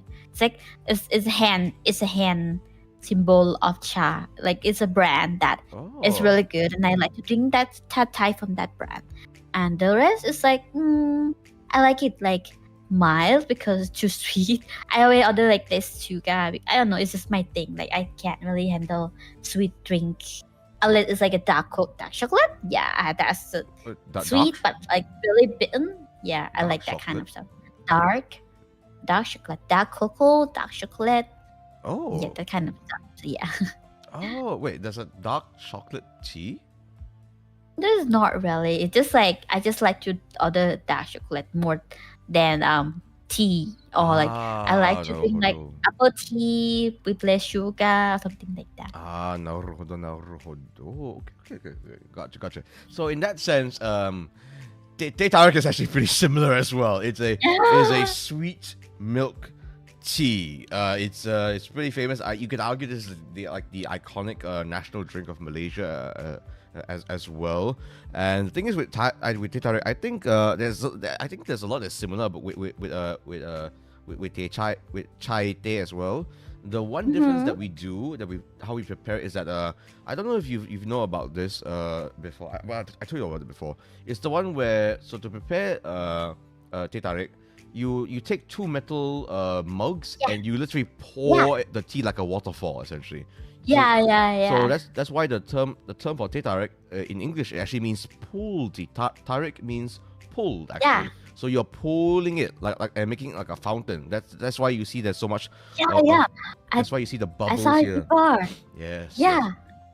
I saw like they put it really high. What we call it, chashak. What do you call it? Chashak. Oh, does you do this in Thailand as well? Yeah, but I don't really think a lot because it's the same as Thai tea, I think. But it's like more expensive because they like charge for just the pulling technique. Really? Yeah, so this is standard, you know. This pulling technique is standard in Malaysia actually. It's from South, so maybe it's from Singapore, and then it's from South. You're right. You're like Singapore, south of Thailand, and then I think the culture passing through from south. Okay, I think I know what you mean. I know what you mean, because in the north of Malaysia actually, like Penang and around the area, there are a lot of Thai folks that live there. In fact, some Malaysians speak Thai actually up in the north. So I'm guessing there's a lot of cultural exchange there as well. Yeah. So in KL is considered more central Malaysia actually. So okay, that's interesting. That is interesting. So yeah, Teh Tarik is very, very standard all across Malaysia. Indeed. So yeah. So yeah. That's a word of warning to folks coming down to Malaysia. Our food is very sweet. It is pretty spicy, but it is very sweet. Teh Tarik can get very sweet. So if you need to watch your sugar intake, please be careful. Like you could, for example, I would taste that sweet in the food. Yeah, so yeah. Like this is what you can do. You can actually request for your Teh Tarik to be less sweet. You will. So I will say something like Teh Tarik kurang manis. So Teh Tarik kurang manis means so it's Teh Tarik kurang manis means less sweet. So kurang means less, manis means sweet. So that's what you can do to make it less sweet. You can even say something like yes, Teh Tarik kurang manis. Teh Tarik kurang manis. Yes. Oh, very good. You actually said very, very properly. You can even say. Okay, let's move to Malaysia. You can even say something like Teh Tarik kurang manis. So less sweet. Kurang. Yes, you can It double up. sounds like Japan. Hmm? Teh tarik kurang manis. Yes. Is there a way to say chate less sweet actually? Is there a way to say it? Chate next week. Mhm. Chate less sweet. Sounds like you're not sure. But do you say that? Do you say that when ordering sweet drinks actually in Thailand actually? น้ำตา really. หวานน้อย Wan noi? Yeah, หวานน้อย and they might ask how many percent. That's the percent in Thailand too, like normal or like 10% sugar or like the stand or like most of the place have what my ask us because Okay. there's many level Okay, because like of sugar you cannot. because in the mamak store you don't really see the percentage, so you have to say things like kurang manis or kurang manis. You have to say it verbally like that. Yeah. Okie dokie. So yeah, that's what you have to recommend for food in Bangkok and Thailand. Folks. No, Oh, wait. nothing. Oh wait, do we talk about mango sticky rice? I don't think we did. Not yet. Yes. I just realized. Yeah, we are talking about mango sticky rice yet, and mango sticky rice is really yummy. And if you find the right place, it will be the best because everyone can make it, but if you don't find the best one, it's still not really that. But when you find the base mango sticky rice, the rice will be right. Like, the rice will be right, like right texture, right juice or like coconut smell, aroma, and everything. Ooh. And the mango, and it might be sweet, and also the coconut, and also there will be have like a small thing on the top that's a little bit crunchy. I don't know what's it called. I like him on top now. Is it On top now. is it peanuts? It's not peanut, but really small though. It's like yellow. I don't know what's it called. Yellow peanuts? Really? Like what's the Thai name? Let me try to find real quick because I don't really call it. I just call the thing that rolled on top of it. But mango sticky rice. This is like the dessert of Bangkok, right? Like this is like is it seen as the national dessert actually? I think it's just a break. I think it's a break nuts. But yeah. Anyway, I'm not sure, but it's very popular because Thailand have a lot of local desserts, like really from a long time. So that's why it's hard to say which one is the like national dessert because there are a lot. So yeah, this one is one of the best. One of the best that foreigners can try, and not too sweet, and have the sticky rice that people like it, and the coconut milk. Yeah, I know a lot of traveler or foreigner like a coconut and sticky rice, like a lot. They love it. So yeah. Oh yeah, this is amazing. Yeah, like no question that mango sticky rice is like this is just it is such a nice way to end a meal. Absolutely. I didn't mention desserts in my section here, but for me, our version of a mango sticky rice, other than mango sticky rice, again, this can be very easily found because there's so many Thai restaurants in Malaysia. Our national dessert is arguably ice kacang. So it's shaved ice. It's shaved ice, but our version. Oh, shaved ice. So it's literally shaved ice with condensed milk, with syrup, with what we call chendol. And peanuts. So man, yeah, it's good stuff. It's good stuff. With the coconut pudding. We have the coconut pudding and also have the beans, sticky rice, and also a bread. When the bread have the red syrup on it, it's so good. I don't think we put bread on our ice kacang. We sometimes put durian on our ice kacang. That's when yeah. Oh, that's when it's elevated. When you put a freaking durian. That's just like a revolution of it, like revolution version of the ice shape in Thailand because durian is really popular in our side of zone, right? Like durian, like our. Because it's hot and we can grow durian. And yeah, sometimes they had durian season and everything turned into durian, and I'm not like really into durian. I'm like, people will be like, look at the durian, and they turn around me and ask me, do you want to eat durian? I was like, do you want to eat durian? I'm okay. Don't ask me, because people always do that to me. I know why, because I don't really eat it and they want to eat it. They like ask me just to have like let's go buy it, you know. Actually, let's It's go. so Let's go fun. eat durian. Let's go eat durian. I do love me a good durian. I do. It is a special treat. Durian is a special treat. Okay, well we could go on and on about food, folks, all day long, because I'm Malaysian, she's Thai. We can go on and on about food, but I think we should move on to the next slide, which is actually how to move about in Bangkok and Kuala Lumpur. This is pretty important, considering that even in the city center alone, you got to move about quite a bit. So I'll start first.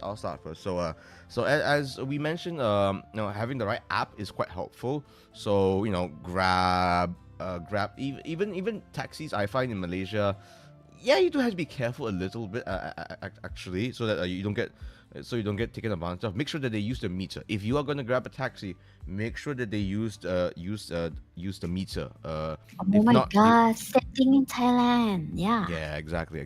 Otherwise, Grab is also perfectly fine. Is widely available in the city centers and outside of it too. However, outside of that, especially if you're in the more central areas, like I mentioned just now, right? If you're in KLCC, there is walking distance to a lot of places. Jalan Alor, I think Petaling Street is sort of nearby as well. So KL itself is, I wouldn't say it's super walkable. That's why you see me put 2 question marks there. But certain places is definitely walkable as well, because they've got like the elevated bridges in certain areas. So it does depend. It does depend on where you are. In the more touristy places, absolutely you can walk around. Otherwise, you have what we call the MRT and LRT and monorail. So the monorail, the monorail that is specifically in KL, like what we call the KL monorail. So this is a train system that goes around KL. It's pretty convenient. I wouldn't say the fastest thing, but it'll get you around. It's not that is quite cheap, actually. MRT and LRT, this train system, obviously it does go around KL, but it goes outside of KL as well. So if you ever need to go outside of KL, this is what you use. In the past, I would not be recommending the MRT and LRT at all, just because it only goes into, back then the LRT literally was just like one line. That's it, just one line, and it doesn't really go to many places at all. These days, however, very recently, it goes to a lot of places now, So if you ever need to go out of KL, chances are you can get there with the MRT and LRT. I have used the train system to go from KLIA, the KLIA Express. I will take it to to KL Central, which is our big train station in KL, and I've taken it all the way back to my area where I lived before. So it is possible. It is possible. One thing you have to. I don't think they've rolled it out yet. There has been news that you can use your they say that they will eventually roll out using your credit card or debit card to go around to be used for the public transport system. So this is the MRT, LRT, and monorail. Hasn't happened yet though. So you do need to prepare cash. That's pretty important. You need to prepare some levels of cash to use particularly the trains. I think Grab, they do accept bank cards. MRT, LRT, and monorail, they don't accept it just yet. I don't think so. I know I have seen. This is for folks who are driving around. I know that our toll gates. I saw one toll gate that says that they do accept a credit card. but that's only very, very recently. I only saw it in one toll gate, so this is not a normal thing yet. So please do prepare cash if you're going to use use our Malaysian trains, which is unfortunate because Singapore you can use bank card no problem at all. So that's I find that annoying, but again, yeah. So apologies if that's a lot of information in one go, but yeah, this is quite important to take note of. Yeah. That's all you have? Yeah, that's all I got to say about it. Okay. Give me a second because I think. Oh no! Don't tell me you have issues now with your OBS. No. Just try to find because I'm not sure like what is the difference between because sometimes I don't take like some curtain like some certain of the transportation. Yeah. Let me add. Are you actually changing it? You're actually changing it right now. That's so cute. I forgot. You're like, that's so cute. Okay, guys. Okay, in Bangkok, I think transportation is really good, and you can like come into Thailand without worried about transportation at all, because we have three options. I think. Okay, the option to choose the applications. If you have your phone, you have your batteries on, that you can go everywhere in Bangkok, and they also shot credit card, debit card, or cash. And the second option is public transportation, such as taxi or bike taxi. Taxi? Yeah. Well, the bike taxi, that's called, is it tuk-tuk? Not really. They have a bike version of taxi too. What do you call bike taxi again? A wind motorcycle. It's a different. A tuk-tuk is a tuk-tuk. But tuk-tuk for tourism, yes, of course. Oh, it's only for tourists. That's why it's it's in hot weather. Some people want to experience the traffic and the hot weather and the what's it called, and also like the gas from another car. From a lot of car on the street. You can smell their car. How can I say gas? Like a let me Google real quick. You can smell the gas? No, like.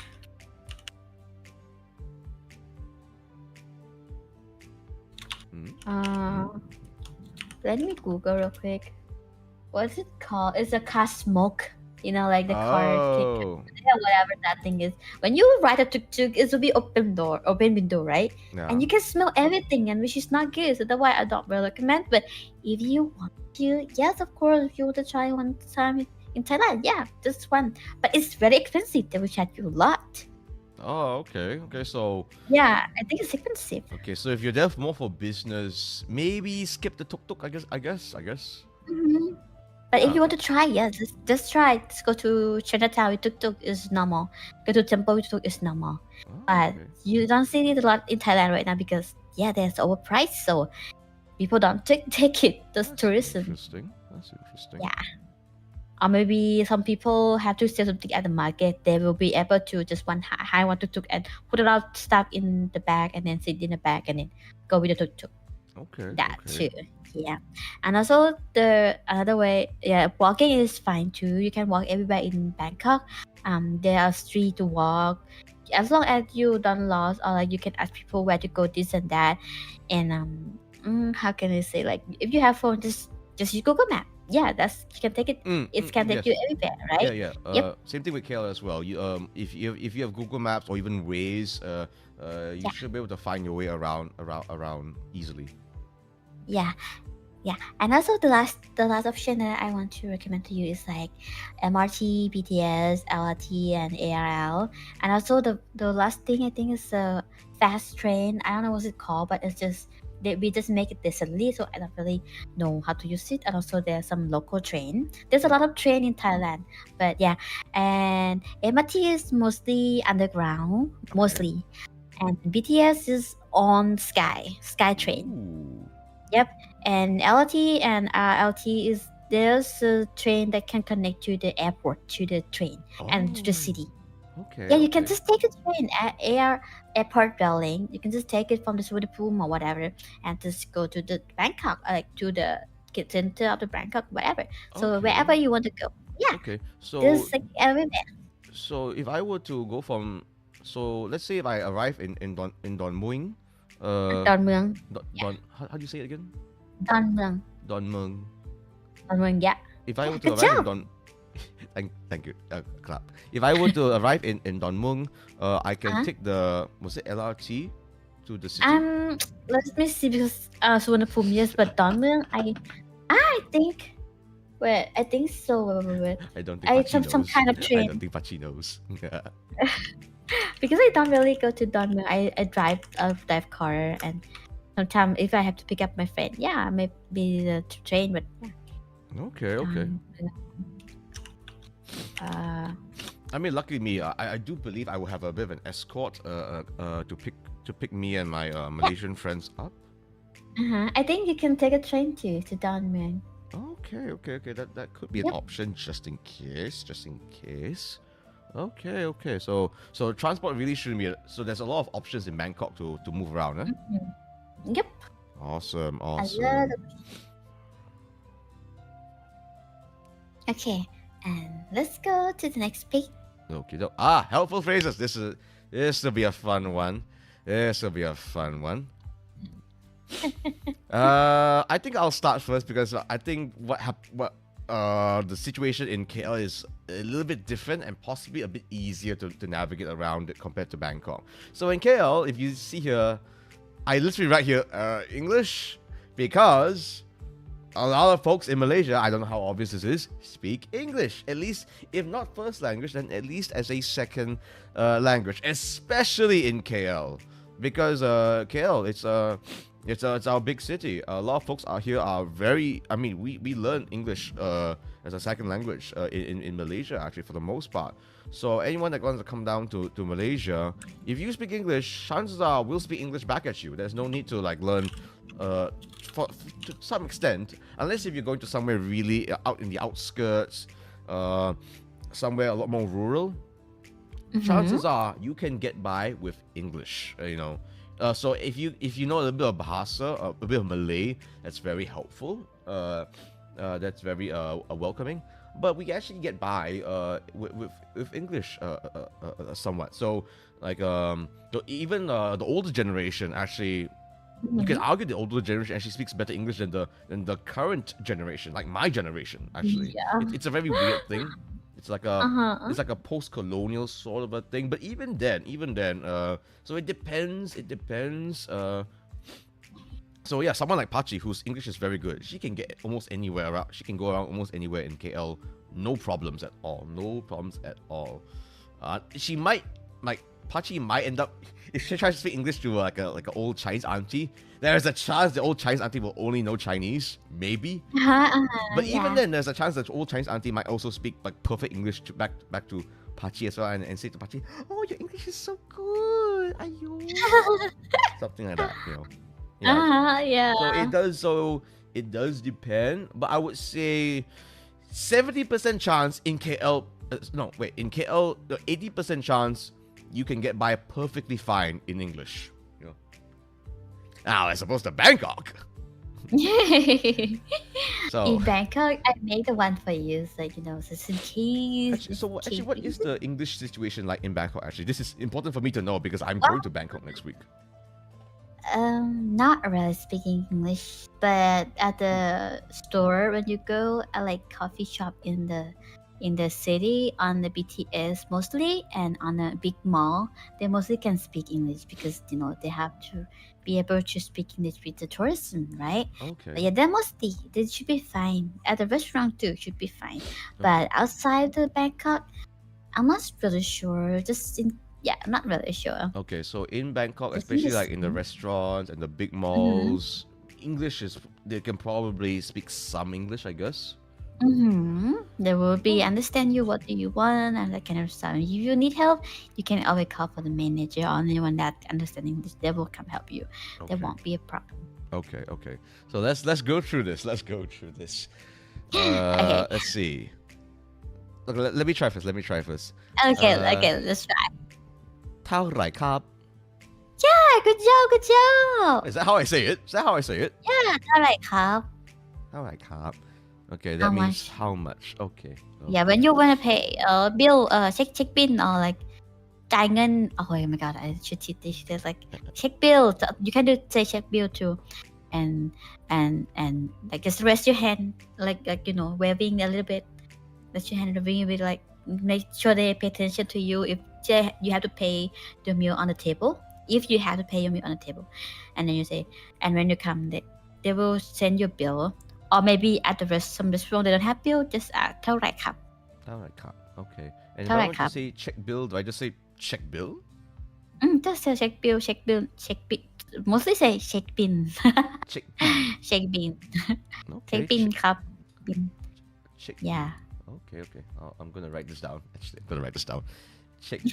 yeah check I bin. will make more for you because this is like the most I can say Okay. but yeah next is you don't eat spicy you wanna try first ไม่กินเผ็ด ไม่กินเผ็ด ไม่กินเผ็ด yeah it's going down ไม่กินเผ็ด ไม่กินเผ็ด Okay. yeah Okay. I think I mentioned ปิดนิดหน่อย I think. นิดหน่อย yeah Okay. เผ็ดนิดหน่อย Because I เผ็ด do เผ็ด eat is spicy because I can't eat spicy. Okay, I refuse to eat Thai food that's not spicy. Okay, that sounds sacrilegious. I am not going to a Thai restaurant in Kungtet and eating not spicy food.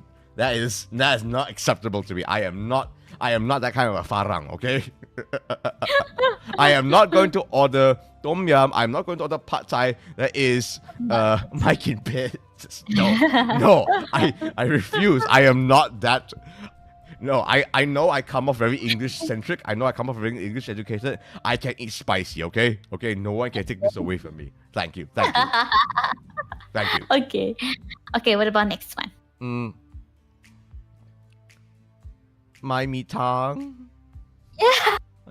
I have to say it very ไม่มี perfectly. ตังค์ ไม่มีตังค์ ไม่มีตังค์ Uh, ไม่มีตังค์ครับ ไม่มีตังค์ครับ ไม่ What มี does ตังค์ครับ ครับmean? it's like yes in politely Oh, okay. ไม่มีตังค์ครับ Do I say ครับ or ครับ ครับ Oh, okay. not So, don't have to be ครับ oh, okay. So, it's so, cup is fine okay. So ไม่มีตังค์ครับ yeah that's fine it's fine Okay. In that's fine in what situation should I use this? maybe when someone asks you for money Oh, okay. ไม่มีตังค์ Okay. you have money I know what you mean. I know what you mean now. So I should say to these people, ไม่มีตังค์ครับ yeah and then you walk away Yeah, exactly. Okay. I know what to do. I know how to save my friends now. Oh god, I know. There's one friend. He might just actually. So I need to like my mi tang ka and then pull him away and then scold him. I might need to do that with him. Yeah. Oh my god. yeah okay what about last one Okay.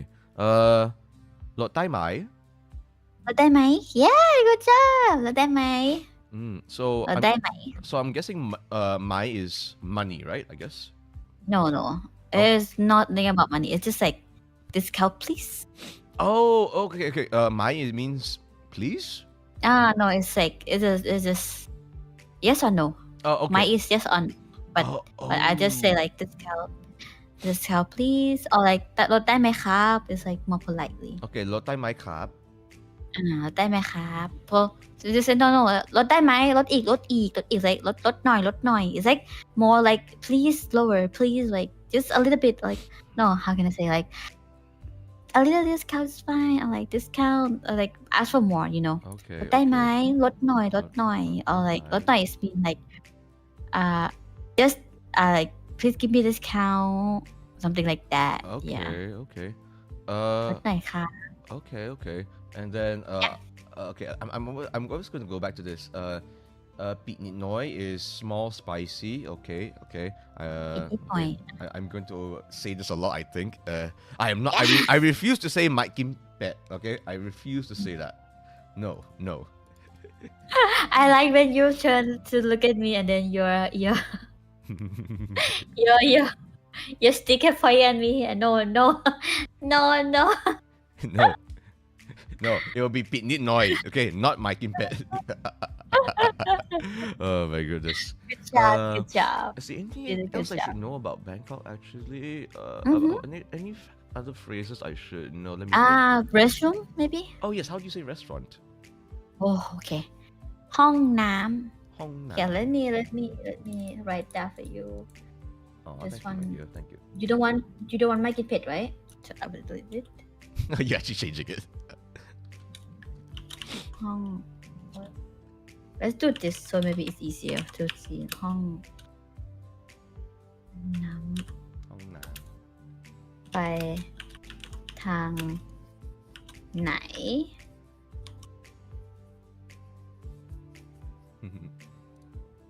Oh, thank you, thank you. Hong Nam Pai Tang Nai. Which way is the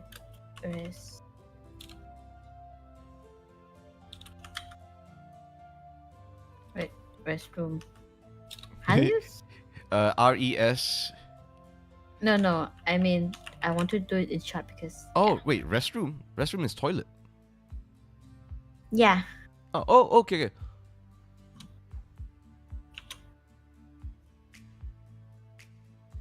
Okay.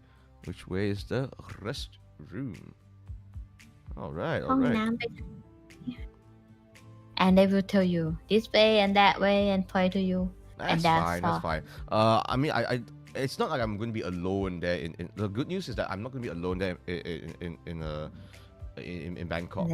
I will have some of the Thai wrestlers helping me out actually. And me and my friends because we're going in a group, right? So they understand that I think it's best some of the Thai wrestlers are babysitters essentially, in case we do anything naughty. Hong Nam Pai Tang Nai. Okay. How do I say? Actually, how do you say wrestling in Thai? มวยปล้ Moi plang. ำมวยปล้ Moi plam. ำ Yeah. Ooh, Good job. I can say this to the wrestlers there. Moi plam. How do I say? Let's see. Let me try this. How do I say? What's the word? How do I say? I'm going to defeat you in Thai. I'm going to defeat you. I'm going to defeat you. ฉันจะล้มคุณไหม Let me ask my chat because I'm not really sure. Like, Oh. I'm going to defeat you. Or maybe ฉัน like จะ I'm ล้ม going. คุณ I will win. I will win. How about Okay, I I will mean it's easier. ฉันจะชนะ Shanta Shana. ฉันจะชนะแน่ Next mean yes, absolutely I have to win. I will win. ฉันจะชนะ Shanta Shana. Do you want I will win or I will win for sure. Just I will win. It will be fine. I Okay. think. ฉันจะชนะ Okay, let me write it down. ฉัน Shanta Shana. Like that? ฉันจะ Oh, Shanja. ชนะ Okay. Shanja Shana. ชนะ But everything has to be like maybe try to short the word. Don't have to say too long because that's how foreign tourism. Okay, so it's like ฉันจะชนะ Shanta Shana. Yeah ฉันจะชนะ Shanta Shana. Okay. Yeah ฉันจะชนะ Aw. นะ Go up a little bit Shanta Shana. นะ Shanta Na. Shana. Shanta Shana. Yeah ฉันจะชนะ Yeah Shanta Shana. ฉันจะชนะ Shanta Shana. Ah, okay. ฉันจะชนะ Shanta Shana. Oh wait. How do I say you idiot in Thai? Because ไอ้โง่ Do you want to be polite for no, of course I'm going to be like- rude. I'm going to be shouting this in the match. เอาไอ้โง่ไหม It's like Engo man. I think wait I is I is like not really polite but like idiot is โง่ you know so I'm not sure if we should use ไอ้โง่ or not because Touchy, my dear. I'm going to be wrestling someone. I'm going to be wrestling. So we use a lot of flowery language in pro wrestling. So if there's a chance to yell at Thai wrestlers using Thai, I will do so. So how do I call them an idiot? How do I call Matcha or Baital an idiot? I know. I know. I know. I know. You don't have to do sound like me. I know. You can do it too. I know. So it's I know. I know. Okay, so it's I know. Okay. Ngo. Oh, I know. Yeah. Oh, Ngo. I know. Okay, Good so job, I good know job. means idiot. Yeah, you idiot. Just I know. idiot. Just like no. I know. Okay. Wait, I better write this. Wait, I better give translations. No, I'm not gonna know what. Same as dummy because we don't really have like. If we want to say idiot is not that polite. I'm not sure if you should use it, but like we use an animal as a symbol of something. So like a kwai is like use idiot, but as a stupid idiot, you know. Okay. But it's really not really polite. So a It's like animal is a kwai is buffalo. We think oh God! So buffalo is. Imagine if I call matcha equai. So you saw who matcha was, right? I'm not really sure. The first screen. So one of the wrestlers that I'm wrestling against in that match. Yeah. If you go to the second slide, I think. Yeah. I'll just go to it. Oh yeah. So the one with the posters. If you see the team of black and blue, it's Matcha and Baital Husky. Yeah. Oh my God. Matcha's a girl. Yeah. Oh my God. Yeah. Matcha is awesome. Matcha is like an Matcha is an artist as well. She's actually made some designs that were worn by very, very famous wrestlers. So Matcha is like I think she's Thailand's first female pro wrestler. Doesn't Matcha means fish? Matcha. Yeah, Matcha. Oh, that's how you say it. Matcha. Matcha is tea. Yes, but what does matcha? Green matcha. But that's the thing in Thai is green matcha. But her name is Green Matcha. tea matcha. Green tea matcha. Wait. Matcha also means green tea? Yeah, matcha. I thought matcha means fish in Thai. Matcha. Oh, cha. Matcha is a really old Thai word. We don't use it. It's like a book when you write down the old how can I say, like not really using modern world. Okay, matcha. We don't call matcha. It's like matcha is like a fish. Yeah, of course, but it's like a fish that in the historical novel. Yeah. Wait, so she's either calling herself a book or she's calling herself tea. No, it's not a book. It's a fish, but what? A fish? Yeah, it's a fish, but it's an old fish. Okay, like so old. It's like not. We don't use it in model, but it's a fish. Yeah, matcha is a fish, not matcha. Matcha is a tea. Matcha is a fish. matcha. Okay. So Yeah. so I should say it matcha. Okay. Matcha. Okay. Luckily, I studied Mandarin before, so I understand how phonetics work.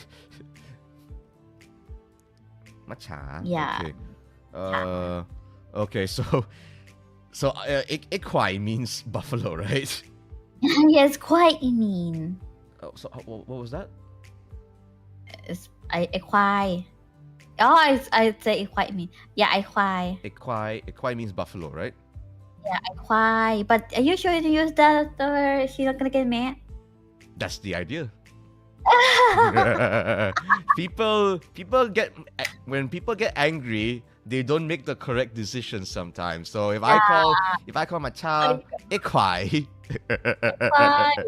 some And fun. equai. This one can be long. Which one? The longer you say, the longer it might be ouchy. Like equai. Ikwai. It has to make that sound. Maybe Okay. When you're wrestling, what are you gonna do? How are you gonna say?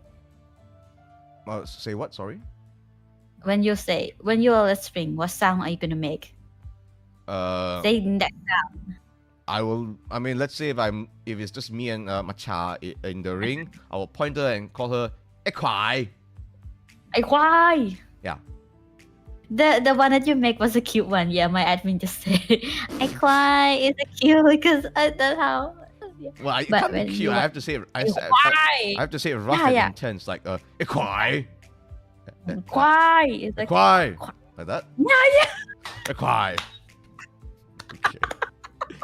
Okay, I guess I know what I'm going to be calling Macha in the match now next Saturday. Okay, oh dear. Okay, so Ekwai is buffalo. Aingo is No. Hmm? I know. How do you say it? Oh. Aingo. I know. I know. No. Ngo. Yeah, but you like that's just like more power. I know. So it can be more like I know. Is it more or ngo? As nga ngo. Okay, I know. I know, but it's like more power, you know. I know. That's right. You make a cute version. No. Why is everything so cute? No, I'm supposed to be mean and angry. Look, I'm supposed to be angry. Bah. I know. I know. I know. I know. It sounds like I'm saying I know. know. It sounds like I'm saying I know. Don't use the no. I know. It's like nga. Nga, Ngo. nga. Yeah. Yeah. I know. You sound like you say baka right now because your cheek is so rushing. I know. Yeah, I know. Chat. I know. I know. I I know. know. I know. It's getting blurry in my head now. I You did a good job. I know. This is You don't getting think it's ridiculous. baka right now because of your cheek. This is getting ridiculous. Okay, so even if I would say it slightly incorrectly, the Thai crowd will know what I'm saying, right? I know. Yeah. Okay, okay. So I can call the good deal I know. I can call black and blue Ekwai. Why? Ekwai. Okay. Okay, Yeah. interesting. Make it long at the end, you know, maybe like it's better for this one. Which one? Oh, how do I Like say? at the end. What's up? Sorry. No, like at the end, like I cry. You know, like, Ekwai. Okay. I got to make it long. Okay. Ekwai. I cry. I cry. Ekwai. Oh no. I'm gonna get in trouble with her. Oh God. I hope this plan of mine works. I hope this plan of mine works. Oh. What did you want to ask? Is there like a Thai version of "Let's go" like ikuzo? Let's go. Oh, Yeah, like a ikuzo. Do you know what ikuzo means? I don't really. I don't know. Like the Japanese people would say ikuzo. You know, like let's go. Like let's go. Let me, because in Thailand they use many like different, so I have to see what like actually it means.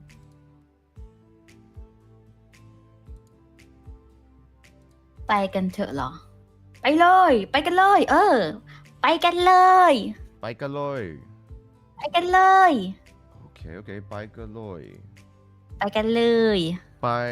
ไม่ ไปกัน Paikaloi. ไป and กันปังปังกันเพียวเพียวปังปัง กัน is like ปังปังกัน Wait. Agan. There's so many words that are coming at me now. It's like okay a gun, you know, when I say gun is a gun, it's the Okay. same thing.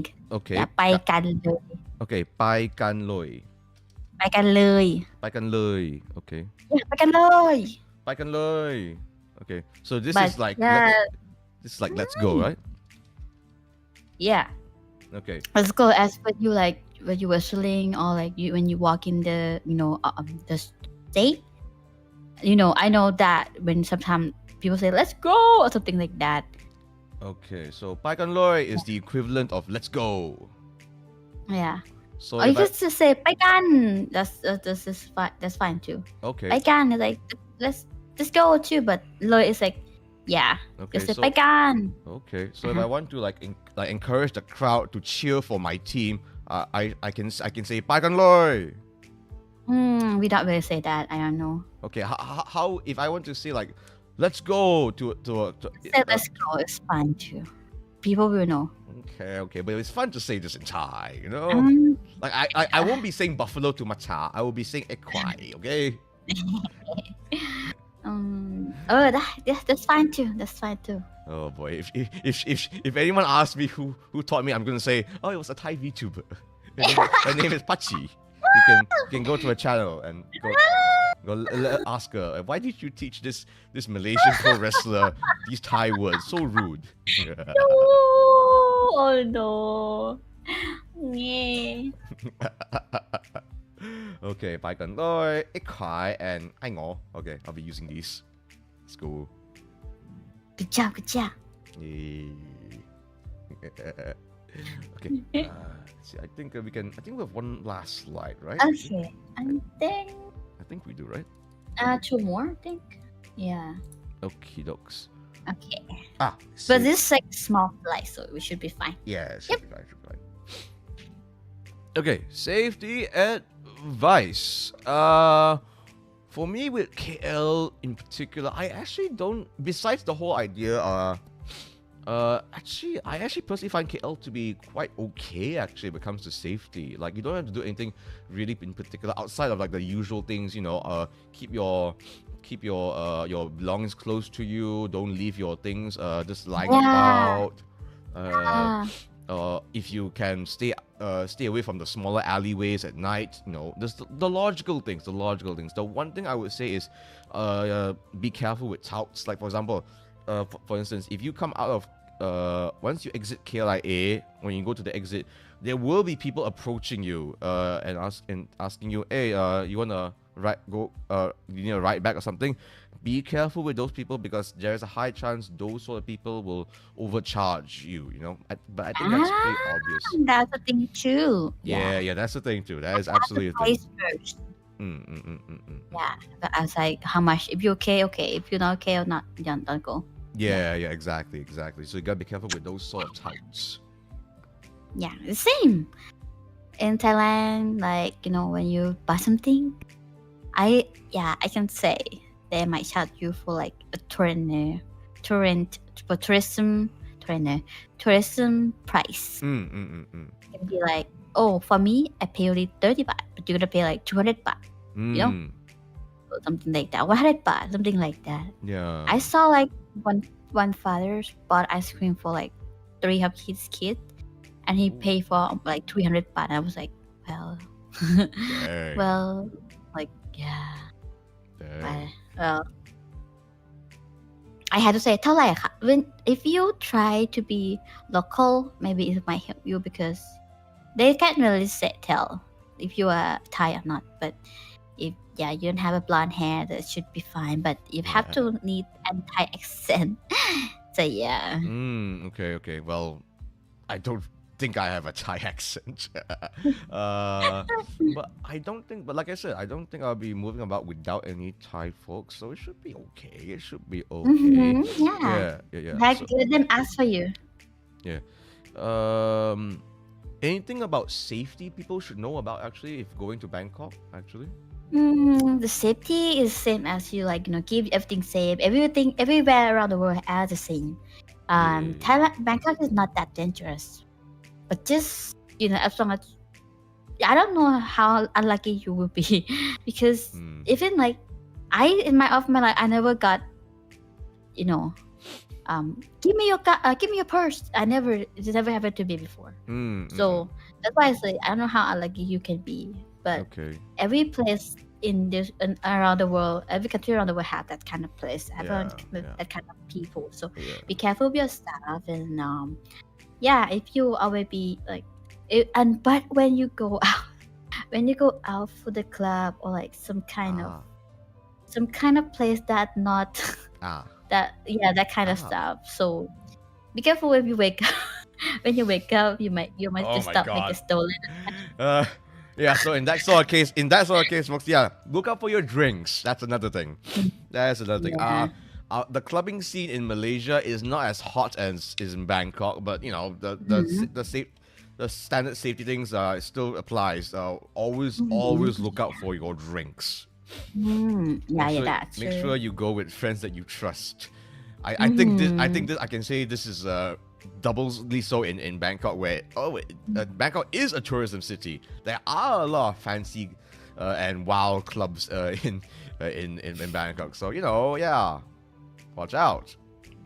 Yeah, especially if you go to Pattaya. I'm just gonna say Thailand, Pattaya. Do you know Pattaya, right? Yeah. Yeah, that kind of place. So just like, be careful. Oh dear. I heard, yes, actually, I'm actually not too sure about this. Pattaya is actually seen more as a tourism city than even Bangkok, right? I think. Yeah, but it's like, wow, I don't know say. Okay, I don't know say because I want to mention another country, but it's not. It's too sensitive. So I would say, it's like its own country in Pattaya. Oh wow. Kind of like a special area. Yeah, like a Oh. special area. So it's become like a country. Oh wow, it's like its own different thing. Okay. Naruhodo. Yeah. Understood. Welcome. Yeah. Understood. Okay. And finally, our final slide is just like other general things that doesn't really fit in any other category. So for KL in particular, one thing that's really changed in KL over the years has been cashless payment. So I don't know I don't know how it is in Bangkok, but you will see QR codes everywhere. So when you see those QR codes, that means you are paying via bank card actually. Now, but with all that being said, if you're, let's say, an international visitor coming down, chances are you'll be bringing in cash, and for the most part, they do still accept cash. Only very few places will outright say, "Oh, sorry, we don't accept cash, or we only accept QR code, bank transfer, that kind of a thing." So cash still absolutely works, but if you are able to pay, if other means of paying, let's say if you are able to, like you say, if you can pay internationally with your bank card, you can. That's definitely another option for you just in case.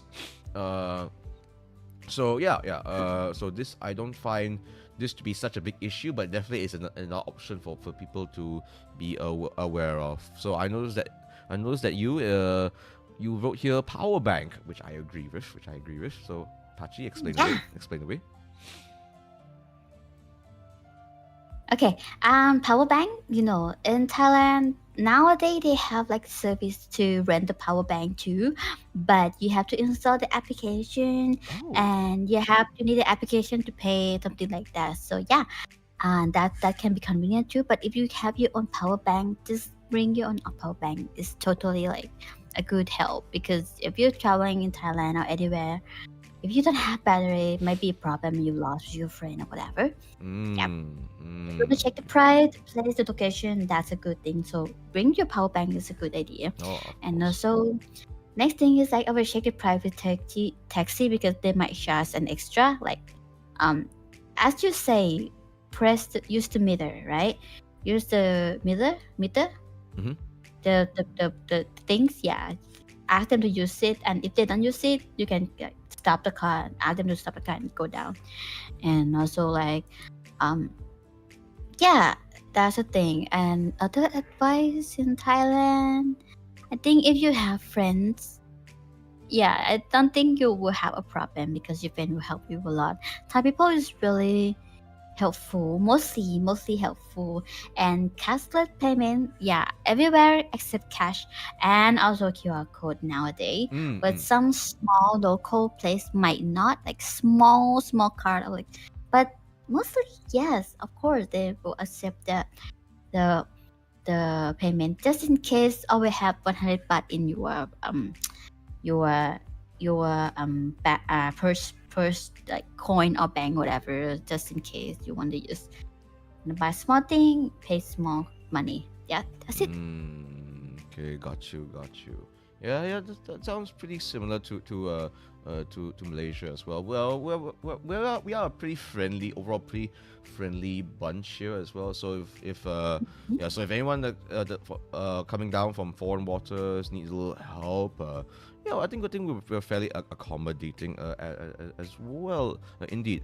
One thing I'll say about checking prices though, if you were to go to restaurants, and I don't know if this is a thing in Bangkok or not, do not be surprised if, let's say, if you pay 10 ring, if it's something that you're paying and eating for on the menu that says about 10 ringgit, it's probably not going to be, you're probably not only going to be paying 10 ringgit either, because we also charge a service tax and like a goods tax as well on the food. So you will notice at the bottom of the menu, it will say like a exclusive of service and goods tax. So what you see, the price, it might not be reflective of the final price of the meal. So that's something to keep it to watch out for if you are really on a tight budget, and if you just want to essentially be aware, essentially. So it's not like it's a cheating thing, but it's just a reality of it that we have to pay a service tax and a goods tax as well. Does something like that happen in Bangkok as well? Only a few restaurants, but mostly including service charge and tax. But some restaurant might charge a service charge later. It's totally depending. But the price not gonna be crazy. It should be like fine. Yeah. Yeah. With all some like international food might be, but Thai mostly they might include everything already. Okay, that's good to know. Yeah, I would say food overall in Kuala Lumpur isn't really that expensive either, unless if you're going to a very upscale sort of a restaurant. Then okay, it might be a little bit pricey. Yeah, if it's a fancy Chinese restaurant, fancy Western restaurant, that could get pretty expensive. But so to save money, you can go to like a mamak store, a mamak shop, a local eatery. If you see locals eating there, chances are it's not going to be that expensive. So yeah, that's one option if you are traveling on a budget. Yes. So I think that about covers it. Folks. So just one final thing before we all say our goodbyes and stuff, if you can, folks. So I'm on that slide with the posters again. So yes. Once again, coming Saturday and Sunday, I will be going to Bangkok. I'll be going to Bangkok for going to set up for a wrestling event called Rise of the Tournament. I believe that's the name. So yeah, you can see if you go to this Instagram account, set up th.official, you should be able to get the details. If you're interested in checking me out in Thailand, in the Circus Studio G, Village Bangkok. What's this MRT called? Pachi, what's this MRT called? In that place? Yeah. On the poster, where I wrote. Let me see. I checked that time. I forgot. Okay, let me find it for you. No, just go to the slide. I wrote it there. MRT Lad Pao. MRT Lad Pao. MRT Era Tau. Is that how you call it? Lad Pao. MRT Lat Tau. Lad Pao. Yeah. Lat Tau. Okay. Well, yeah. So that's the closest MRT. I believe. Yes. Yes, in the MRT is you. If they say something like this, it's really close. It's like next to it, something like that. So yeah, you shouldn't have a problem. You can ask like at the exit, like, where is the Circus Studio G Village Bangkok? And then they will point the way. They will tell you the way. Awesome. Yes, it's called Revival of the Champions. That's what the event called. That's what the event is called. There'll be some fantastic matches as well. My pro wrestling mentor from Australia is actually coming down to wrestle as well. Carlo Cannon. He's a wrestler of, was it 15 or 19 years? So yeah, we're getting some really good talents, and obviously you get to also watch other Thai wrestlers as well. And then Sunday, I'm flying back to Malaysia on the morning, and I'll be involved in this match at 3:30 p.m. in KL City Arena. So that this coming weekend is going to be, it's going to be very busy for me indeed. So, yeah, it'll be fun. It will be indeed very fun indeed. So yeah, that's about it, folks. That's about it. So yeah. You had fun this collab, Pachi? Yeah, I had fun. Yeah. You guys so nice and so cute and awesome. Oh, Thank no. you for Wait, I'm cute? No, I'm not having- cute. I'm supposed to be tough and cool and like. You too. Yes. Yeah, I'm cool. Let's say Yeah. hi one more time. Say hi. Hmm? Say hi. No, I'm not In a buffalo. cool version. I am not a buffalo. No. I want you to say I hi in your version, in the cool version, not a cute one. Oh, okay. I want to hear you say. Quiet. I don't know. I'm going to get in so much trouble for Macha. Macha is going to kill me. Oh no. Oh no. Oh no. No. Oh dear. Oh dear. So if you ever want to see a female wrestler throw around this masked wrestler, come to Revival of the Tournaments in the Circus Studio G, Village Bangkok. Oh dear. Okay, that's about it for me, folks. That is about it for me. Thank you so much, Pachi, for doing this, and thank you so much for teaching me so many different Thai phrases as well. I'm really glad to do this. I got to learn from you. Is there anything else you'd like to say to chat before we hit our own separate ways? Any where can people find you, and do you have any upcoming projects you'd like to announce? Okay. So recently I just moved, so my project has been like pushed back and for everything. But yeah, please follow my channel and I don't have much right now because I don't really prepare. But yeah, please follow my channel because this year I'm trying to reach 2,000 followers by the end of the year. Try my best.